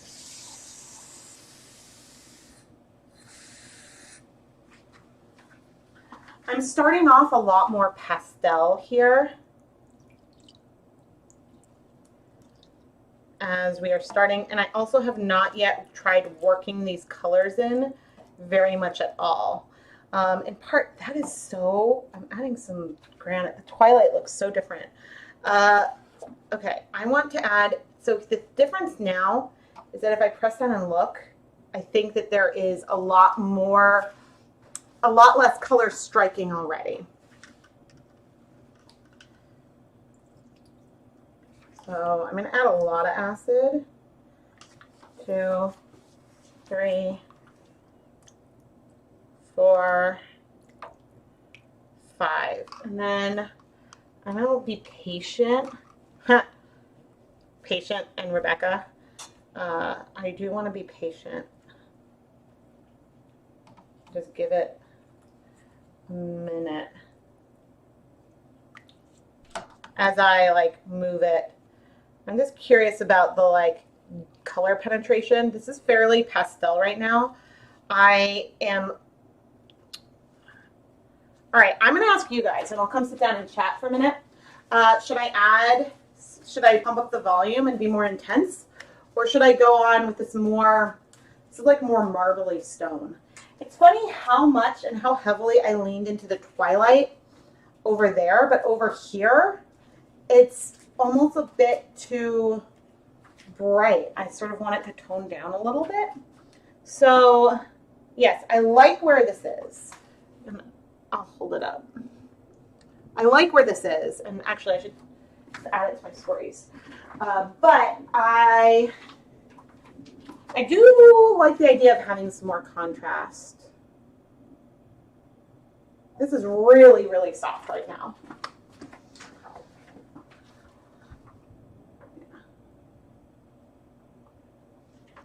And this isn't as much about even, this isn't even as much about, the softness isn't as much about it being non-superwash as it is about, that's the way I was adding the colors. So, all right, what was I doing? Adding this to stories. So I like the subtlety. I still feel like it works. Nope, I want stories.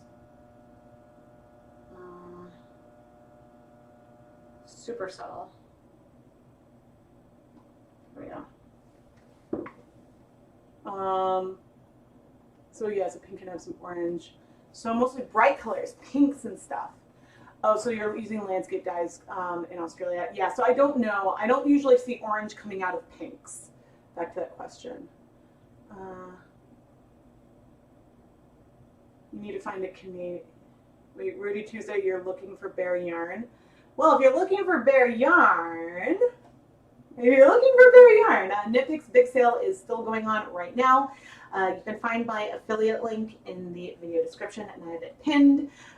It's sort of a nice win-win way, because if you want some yarn anyway and you need to pick some up, and then I earn, if you use my link, then I get a commission. So that is fun. So that's the win-win. If you're going to buy something you're going to buy anyway. Or if you're, I mean, really, it's like if I've made you want to buy a bear yarn, you know, like my recommendations or whatever. Micro speckles. I'm not planning, I want to avoid putting the mask back on today. I'm not, it's so dry in here that I'm not enjoying wearing it. You're like you like the colors? Yes. I think I want to pump up I want to add some depth. So I don't want to go for, I think that speckles can be fun. Doing cool, I don't feel like, I don't feel like putting the mask back on. Otherwise, I agree. Speckles on top of this would be gorgeous. I think like blued steel speckles on that kind of base would be beautiful.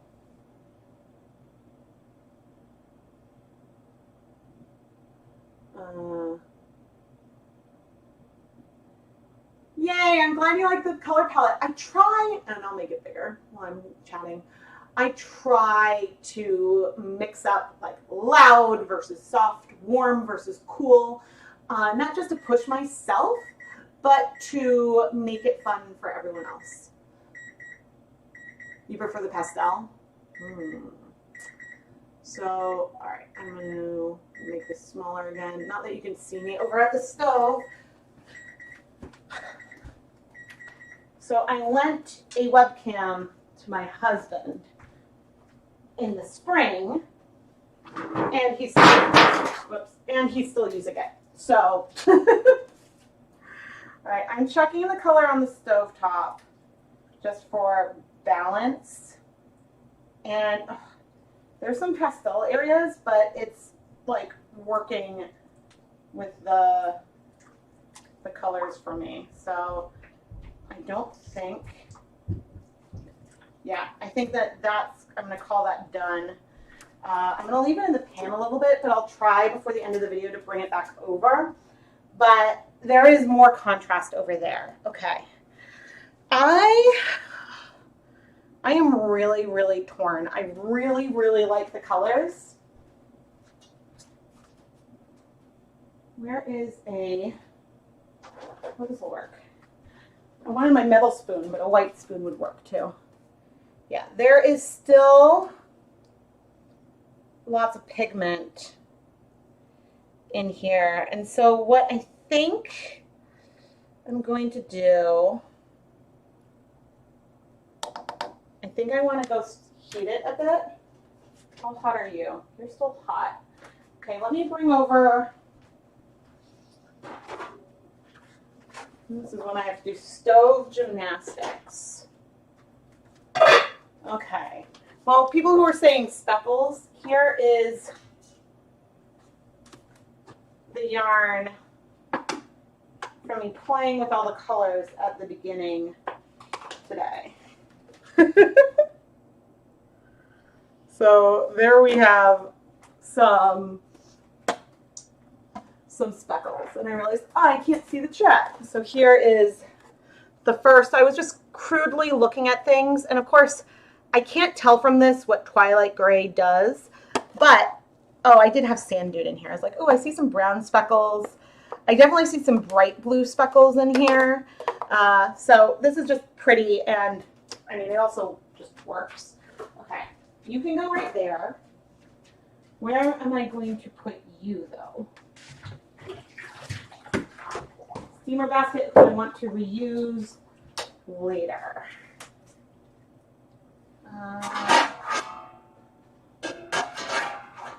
Actually, Okay, this is what we're gonna do.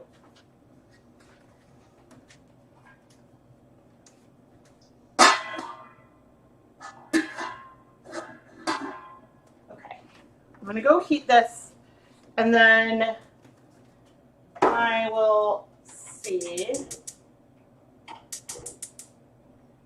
I'll see if those colors start striking. I both like that pastel and want something more punchy, but what we're gonna do now, nope, that doesn't work.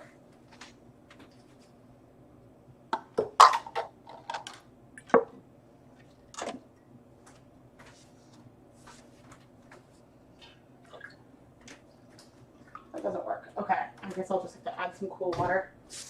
I was like, the pot is a little bit warm. I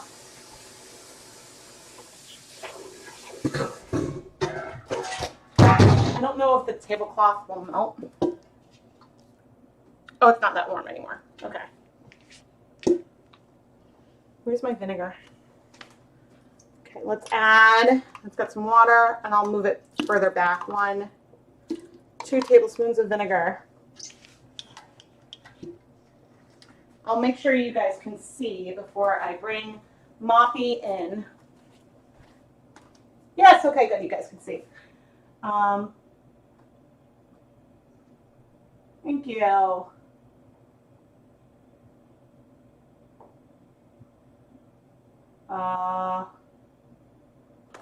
Wait, Rudy Tuesday, there might be a question that I was missing and I didn't see. So if there's a question, ask again. Because you guys are being really active in chat, which is awesome, but it also means that I missed stuff. How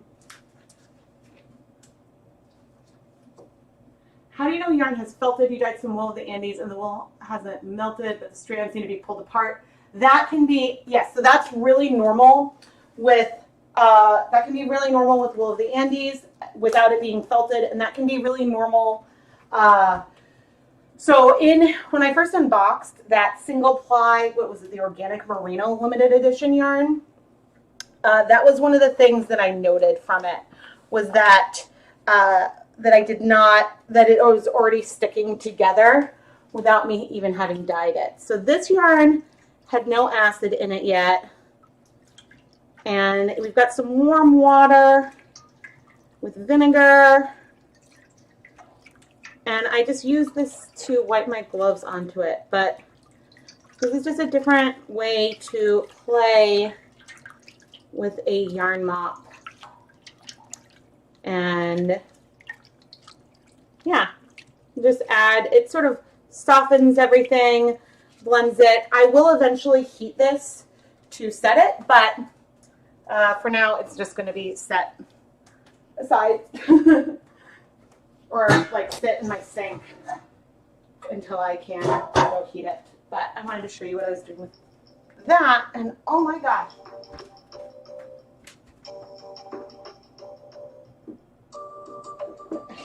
My hand's wet.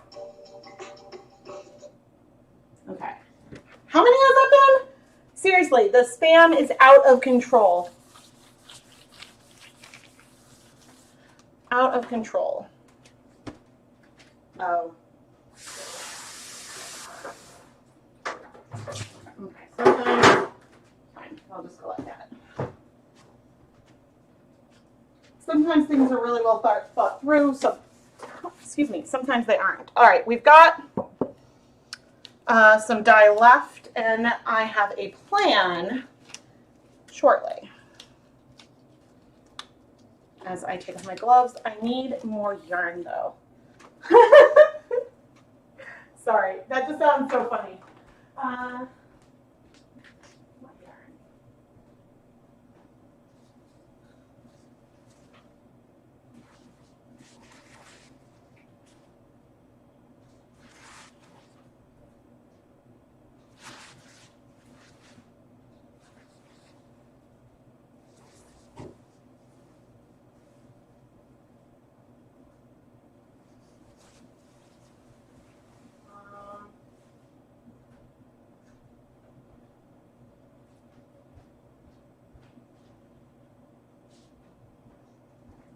I can't decide what I want to dye.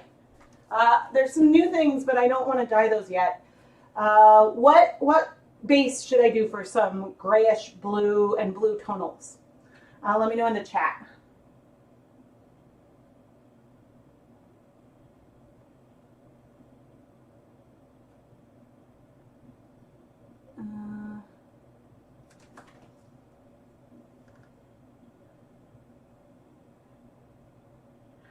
Oh, okay. Rudy Tuesday. I see that, like, so you're looking for gray yarn. I don't have any Canadian recommendations. Sorry. Okay, I see that now. I don't have bare yarn recommendations for Canada. They do have, there is a free shipping minimum for Canada with Knit Picks, but that doesn't include like import stuff, duties and fees. So like the actual shipping could be free, but yeah, I understand not wanting to have to pay for import. But yeah, I don't know off the top of my head of any Canadian brands. So I hope that helps.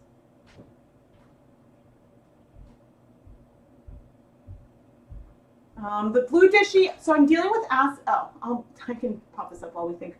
Not dishy because the dishy is cotton, and since I'm doing acid dyes today, it needs to be a protein-based fiber for it to work. The only reason why I answer is because it's a local area code, and it could be one of my kids' teachers calling with like an injury or that they're sick or something like that. And so it's, yeah, annoying.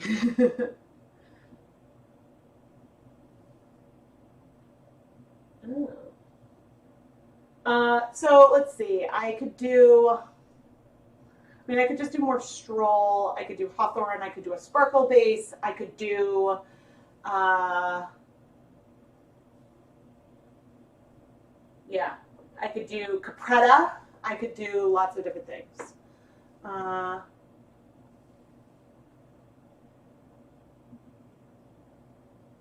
Hawthorn. I could do hawthorn. Do I have some right here? I might have some right here. Yeah, let's do hawthorn. I've been on a hawthorn kick lately. Something colored to overdye. I definitely have more plans to do more overdyeing videos. One issue and one reason. So I would be tempted to try, say, this daydream yarn or something like that, but I'd need to wind it first, and I don't want to do that right now. Is there a pattern for reinforced toes and heels? Wait, I missed something. Silk. I definitely want to dye more silk, but I don't want to do it in this technique with the leftovers today. Just because, I really should do stroll so it would pair. But no, let's do the hawthorn. I don't care about them. I was like, we're not going to care about them being able to be used in one project easily. But yeah, I'm already prepping the hawthorn. So, this is the look. A lot of times when I'm, I put the yarn over my arm and then I go put zip ties on it. And then I'm going to quickly pre-soak, and we're going to set up 2 cool vats right now. Oh, definitely sparkle. Okay. She got sparkles when we went crazy, and I started. All right, I'll get some sparkles. Hold on. I'll get some sparkles.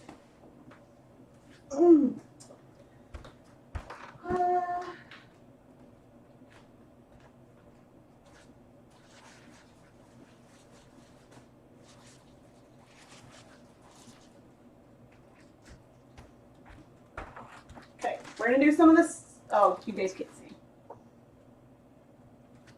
We're gonna do some of the sparkliest sparkles. Dyer Supplier Silvery Sock, which is 20% Selena. Oh no, that's not where my zip ties are.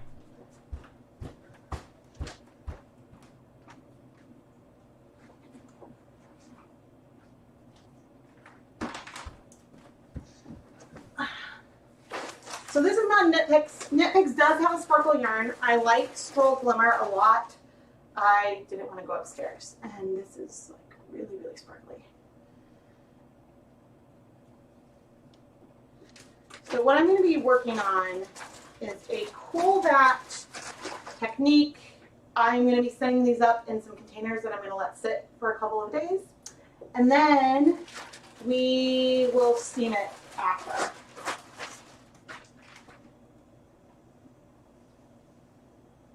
But this is a good way for, I guess I haven't done a leave no behind.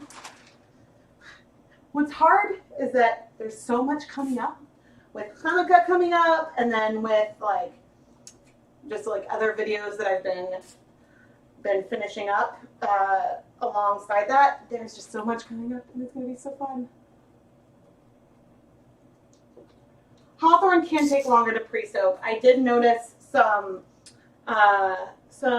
patches on a colorway recently that I think were because it maybe needed a little bit more time. Oh, it's not great.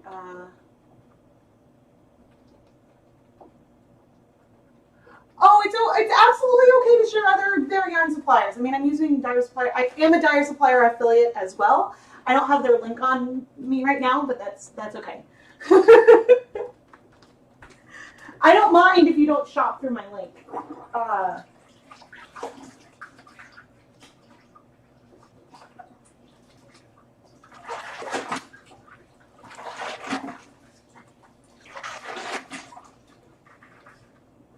All right, that's going to soak for not a huge amount of time. Okay, I am checking in on our superwash yarn, which you cannot see.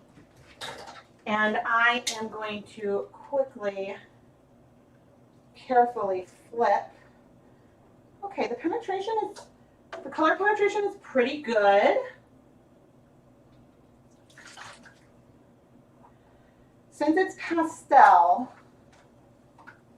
I'm going to add a little more color, but I'm thinking now I want to stick with it being rather pastel. So, make sure I can see the, oh gosh, the chat. Here's the camera. But yes, it's okay to mention, you guys can't share links in the chat because YouTube won't let you, but you can recommend other bare yarn suppliers. I'm fine with that. Sparkles do show better on deeper tones. These colors are not going to be deep, but it'll still be really pretty. There's more contrast with the sparkles on deeper tones.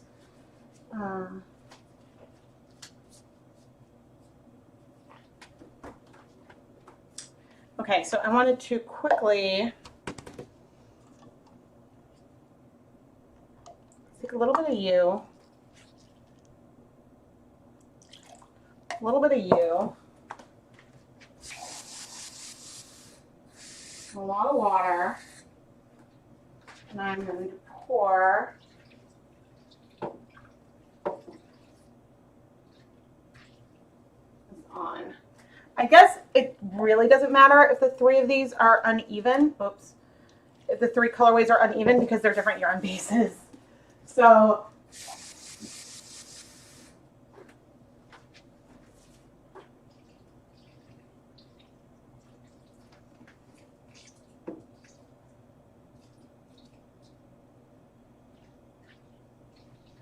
there's definitely some differences with how they are taking up the color. But I think all are just soft and pretty. I could have gone like bigger and deeper. Sometimes I just am not, sometimes I'm just in a different kind of mood. Okay, I do want to wipe down the counter first though.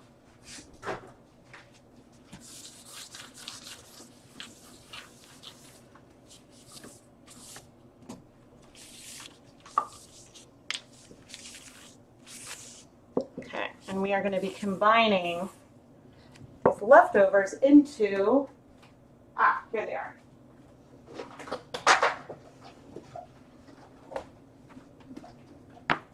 These containers. Okay, so I'm going to do blued steel. This is what we have left of the Twilight. I am going to add, okay, chat. Okay, this is a little bit of platinum. I'm going to add that to the Twilight. And a little bit of brown. There's barely any. I'm adding that to the Twilight. Now, let's look at these colors. So that's very blue. This is much more pastel. Should I add the little bit of espresso bean to make this a deeper color? So to make Twilight deeper, or to make the blued steel more purple?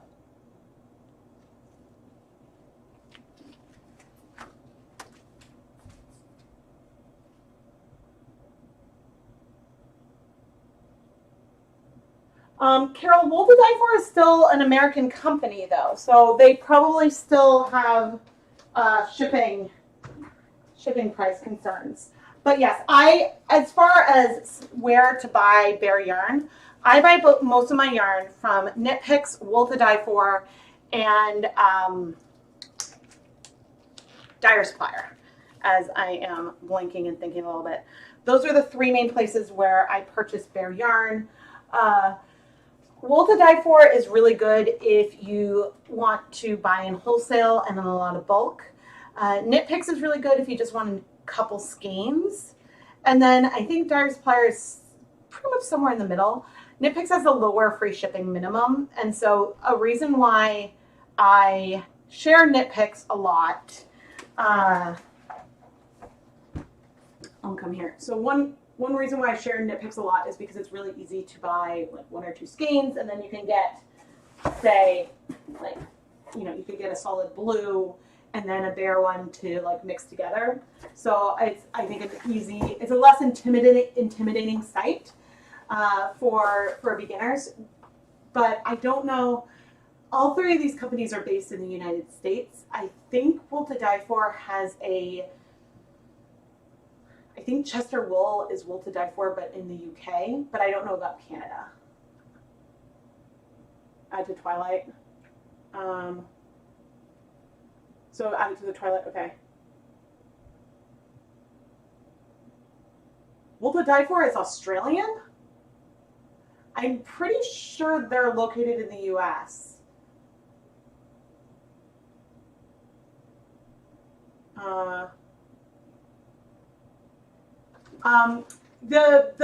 My affiliate links go to the whole site. So any purchase you make on the site, yeah. So if I, for example, if I link to just like Stroll and you go to the site, if you buy something else, I get credit for that. Yes. So okay, I'll add it to the Twilight. So yeah, it's sometimes I'll link to the specific thing I'm talking about just to make that easier. But yeah, any of them work. That's not what I want to do. Old ones work, new ones work. That is not a big deal. Okay, I'm gonna make the Twilight deeper. That is the consensus. So this will probably overload the Twilight.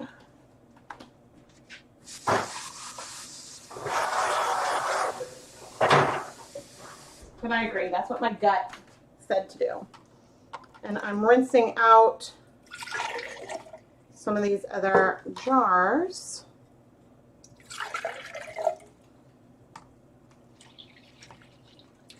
For a bit more pigment. Or not pigment, well, I guess barely any.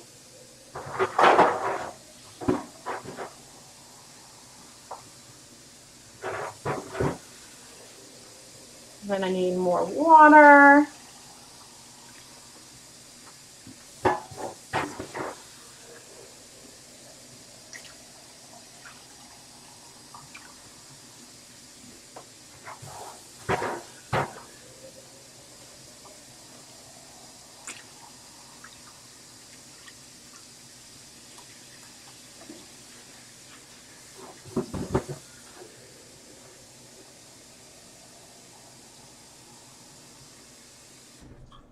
All right, and I've got more water at the ready, and hopefully you all can see. Naked yarns.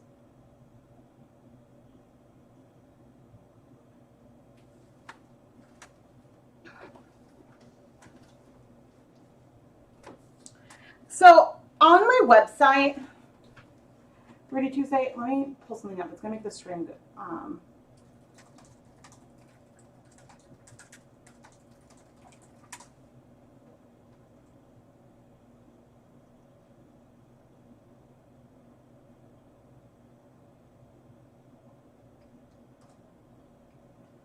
Okay, so I just dropped a link in the chat that it was a list I did many years ago. There might be, okay, so maybe Yarn Undyed / Berry Yarn. Oh no, it says they ship to both Canada. I don't know where they're located. Elite Spun is a Canada-based company, and Acme Fibers, I guess, are two that I have on that link. Leah, I have a, I actually have there's a file of like my favorite tools and equipment and where I buy a lot of Bear Yarn there. And so, yeah.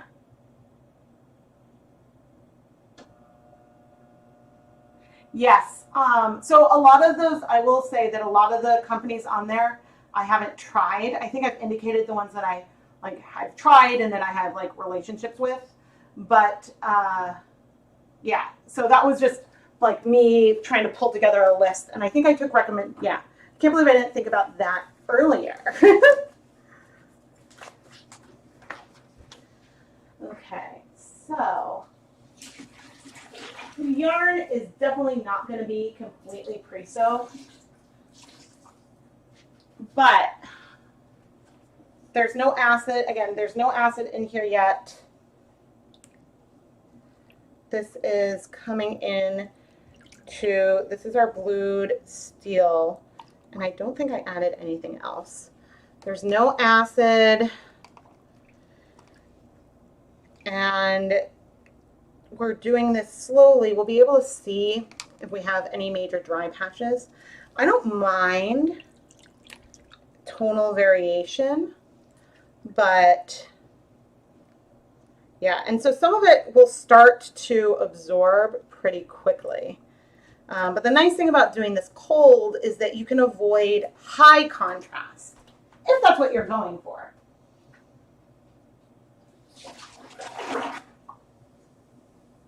Okay, this one with our purple, ooh, that's pretty. I knew it was going to read very purple, but it's a very like neutral kind of purple. I wonder if it'll read purple once it has all absorbed, because right now the silvery sock yarn is a Bear Yarn base, but it's got so much of that stellina in there that it can look a little gray to start. So there is that. Okay. And so this is how I'm doing it. And then I can see like, oh, okay, that needed to be pressed a little bit. It was a little dry. I'm not worrying about going back and forth. Aha, dry patch, dry patch.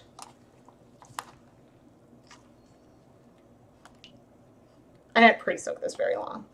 So, yeah. And, you know, I can come and squeeze out the liquid and then re-soak it up. Some of it is definitely coming in already, but it's more that we are doing this so slowly, which will, even with a less saturated color, can give us more even coverage. Because if this was hot with acid, things can start striking really quickly and it can be harder to get even coverage. So there, it's looking, longer pre-soaks are always better. And so my tap water is slightly acidic. Things can start to strike in my home before, I mean, clearly it's striking already, before I've even added the acid.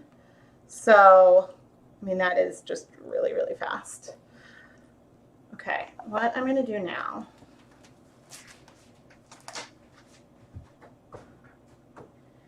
is I need more vinegar. More vinegar.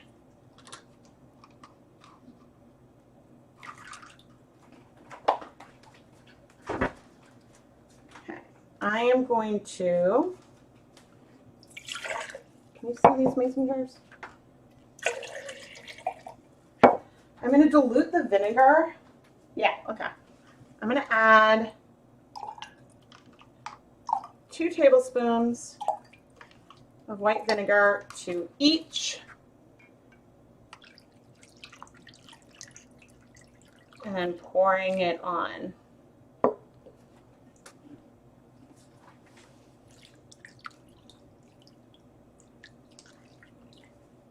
I mean, even though I didn't stir it up, this is just allowing me to distribute that acid a little better. And you can see a lot of color is absorbed, but we still have some color in here.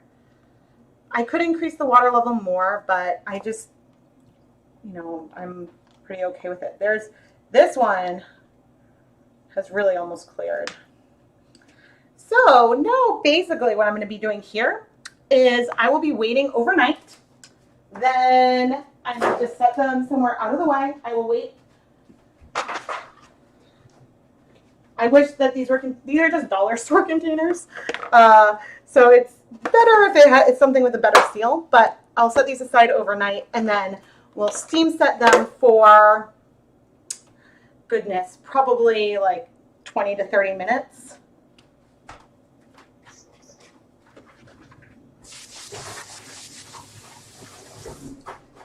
And then we're going to have some very neutral, ultimately. I mean, this one's almost mostly blued steel, but it's a very like grayish blue. And this is a very warm gray is what it looks like right there.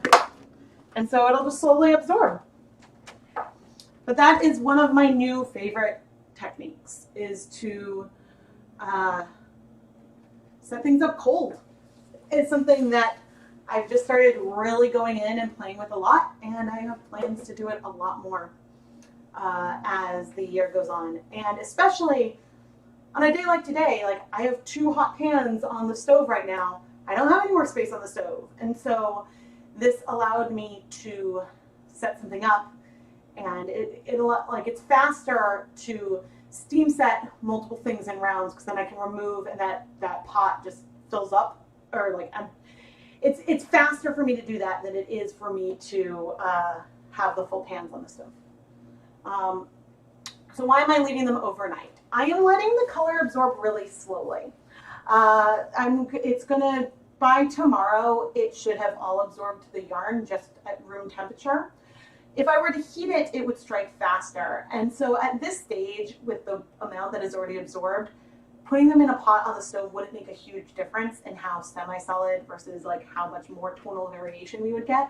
But I don't have space on the stove right now, and so that's why I decided to do it this way. And it's nice, and I've been playing with ways to get more tonal variation with a cool technique. I think it's Joe Cole. I'm not blanking. On one of my first Cool Vet videos, I mentioned who it was. There's indie dyers who will do their whole thing. They'll set everything up cool, wait about a day, and then microwave or steam set it. And so that just allows you to heat set more yarn really, really fast without having, say, a big proofing oven or something like that. Yes. So the why not just heat it up is just space. It's just purely about the space and how much can I do at once. And I would say that for really pastel colors and for really saturated colors, maybe not as much for the really saturated, but certainly for more pastel colors, a Cool Vat makes sense and is the way that I recommend that you start with it anyway. It's just the difference is if you have it in a kettle, you set everything up cool, then you add the acid, and then you heat it up. And so this is just being really slow. And so I talked about this in a video that'll come up, I don't know when, But the difference to me between like solar dyeing and cool vat dyeing is that when you're solar dyeing, you're trying to use that heat of the sun. And with cool vat, you're still like using a long time scale. It's just, usually when I set up a cool vat, I'm planning on steam setting it again at the end, which is something that even with solar dyeing, you might need to do sometimes. So they're pretty similar.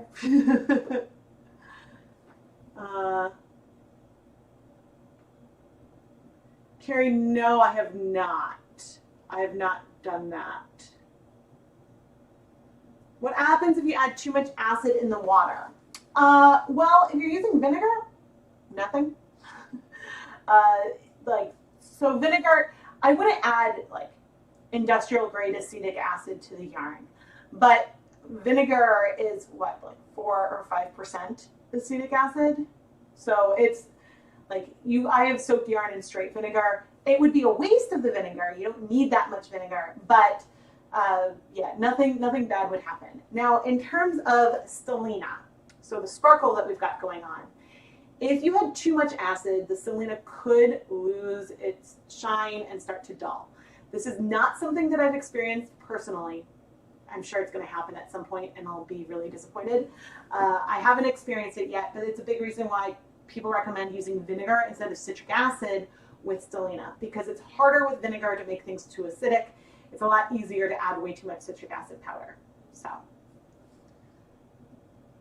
when you add vinegar in spoonfuls on top of the yarn, don't you risk it not mixing and straightening in certain spots?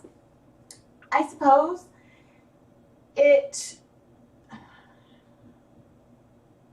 I haven't played with intentionally having asymmetric vinegar to see how much of a difference that makes. I have done some experiments playing with asymmetric heat, which someone suggested, and I think I did 3 videos. One was a fail. One was a fail just because the way I set up the experiment, so that turned into something else. But I think that the acid makes more of a difference than heat in terms of the speed that the colors are striking. They certainly both have an impact, but yeah, from just some crude testing, that is my current working hypothesis. Oh, Carrie, thank you.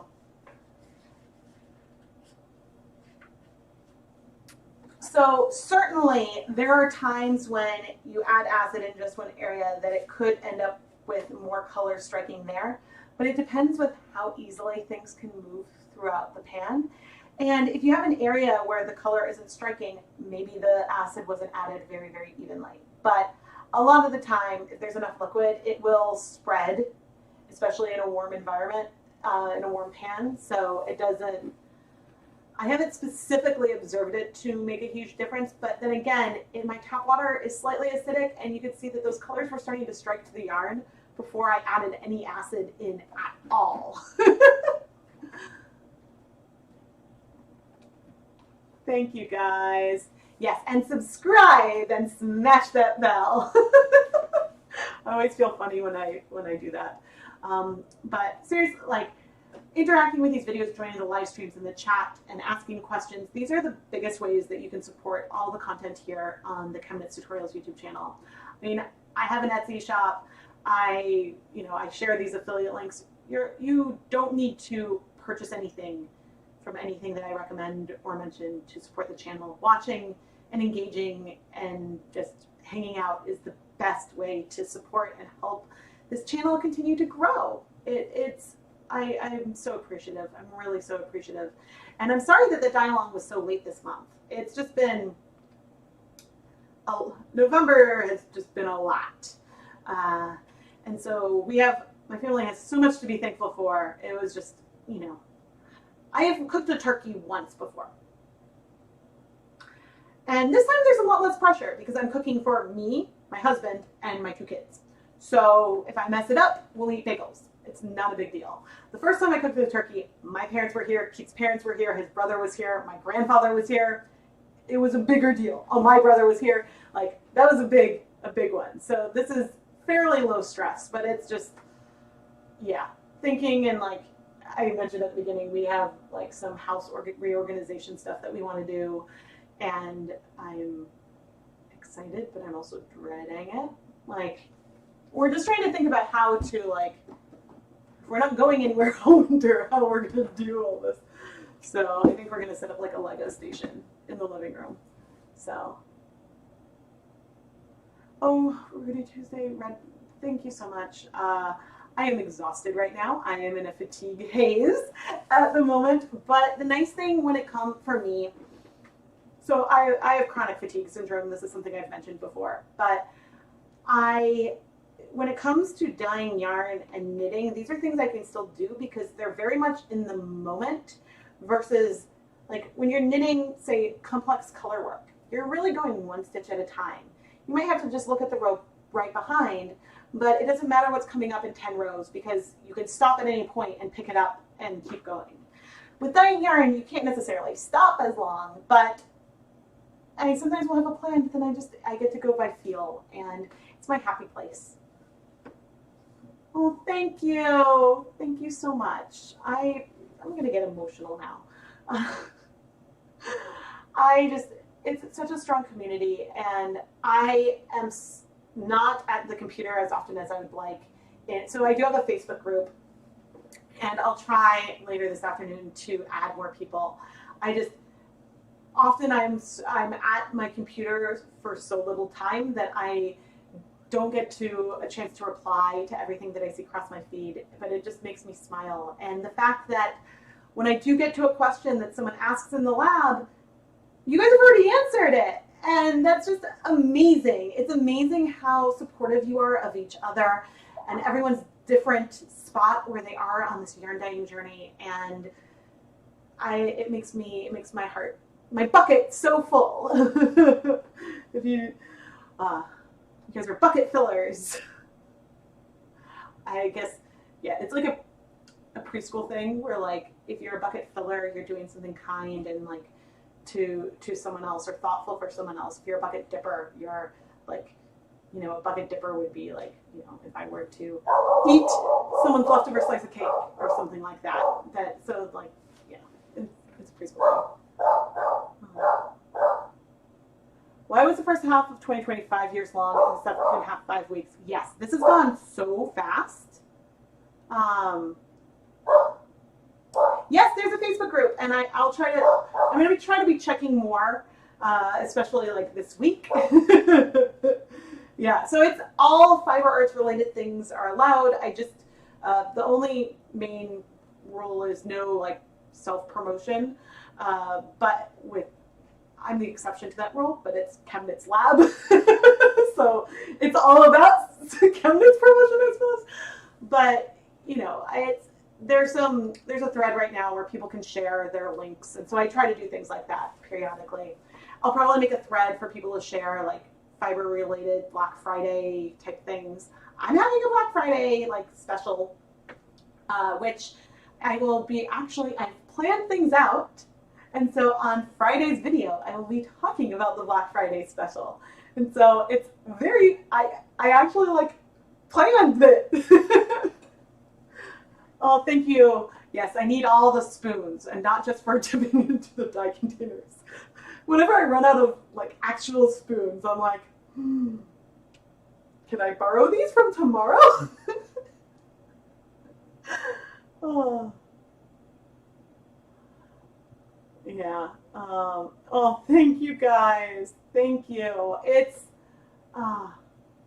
you didn't notice that the dialogue. I mean, like every day this week I was like, oh, I need to share it. The big reason why I delayed it is that I didn't know when I could go live. Like I thought that maybe I would go live on like Saturday or Sunday morning. And then, yeah, I don't know if I'm so tired because I've edited so much. The new computer is it is so responsive and it also doesn't take 3 hours for me to export a video, which is huge. That big difference means that I can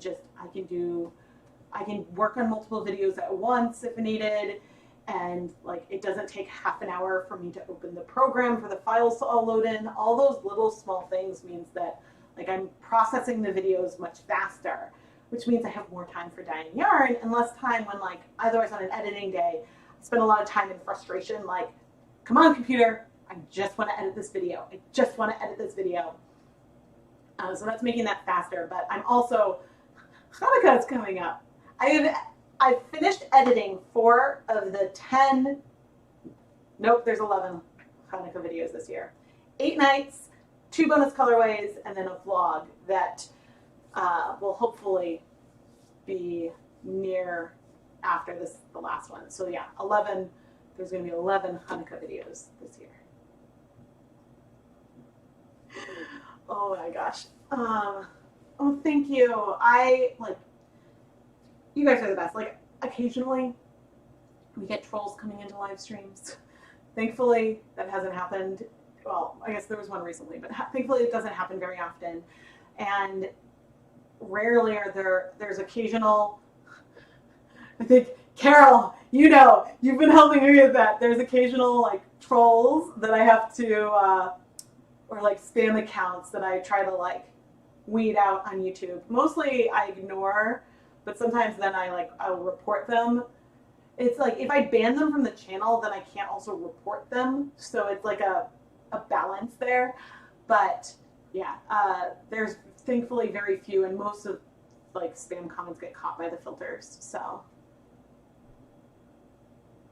yeah, the pandemic has just made everyone exhausted. Yeah, I mean, we've been doing okay. Like, there was, I think in one of the Hanukkah videos it surprised me because I gave like a little like update in there, and I was like, I think it was basically like, I don't know when I'm going to process this because, I don't know who's going to be around it when I'm going to have time. And so it was just fun because I forgot that was there. And so when I was editing that, I was like, oh, I still don't know what next week is going to bring. Like, school could shut down any day. No shadow ban, thankfully. No, we don't want to be shadow banned by YouTube. That would be very, very sad. What else was I going to say? But yeah, so I don't know, I will be sharing on Facebook. So the Knit Picks Big Sale ends today. I am going to be placing one more order, I think, at each We Crochet and Knit Picks. I really want that cactus pin. I'm actually wearing Christmas cactus pants today. Maybe that will remind me. I think I am going to get a discounted Swift because my old Swift kind of bugs me. And then I can have 2, which actually sounds dangerous, but also could be helpful sometimes to have 2 Swifts. And then, even though the Swift I have is mostly broken, so that's why I want to replace it. But there's some other just random stuff that I want.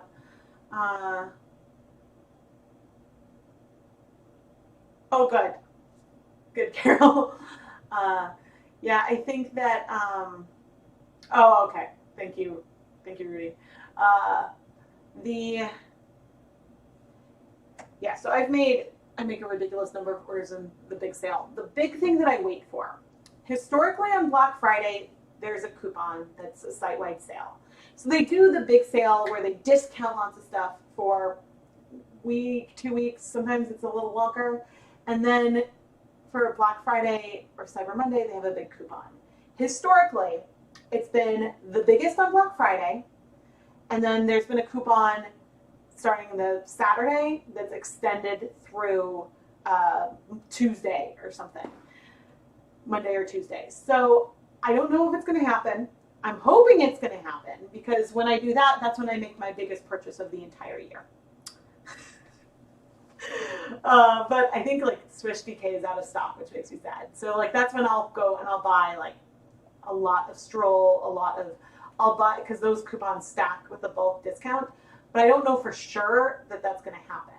So I can't guarantee it. I can't, but I can hypothesize because historically that's what happens. So Carol, the electric one is a skein winder. So that's what I would use when I want to turn one of these into a skein. But the Swifts I use when I'm making, say, mini skeins for Hanukkah. So if I dye a full skein, I'll put it on the Swift and then attach it from the Swift to the automated skein winder. So, Thank you. Oh, thank you, Natalie. Yeah, I've had CFS for over a decade, which is now making me a little sad, starting to realize that not more of my life, I'm going to be 37, but a huge part, it's definitely like this chapter of my life had a huge impact on it. It started, maybe it started, I'm now not realizing if it coincided with the start of ChemKnits entirely. I got sick one January, and then that lasting fatigue never recovered. Thankfully, it's mostly pretty stable, and I'm able to do a lot of functioning. I just have to be careful with the balance, because if I overdo it, then I'll be paying for that for a long time.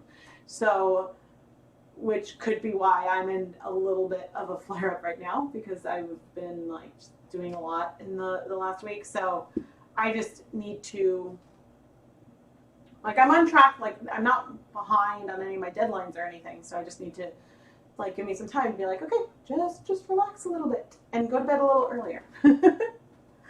So yeah, there's some stuff that you want that's not on sale. So anyway, I need to think, what else am I doing today?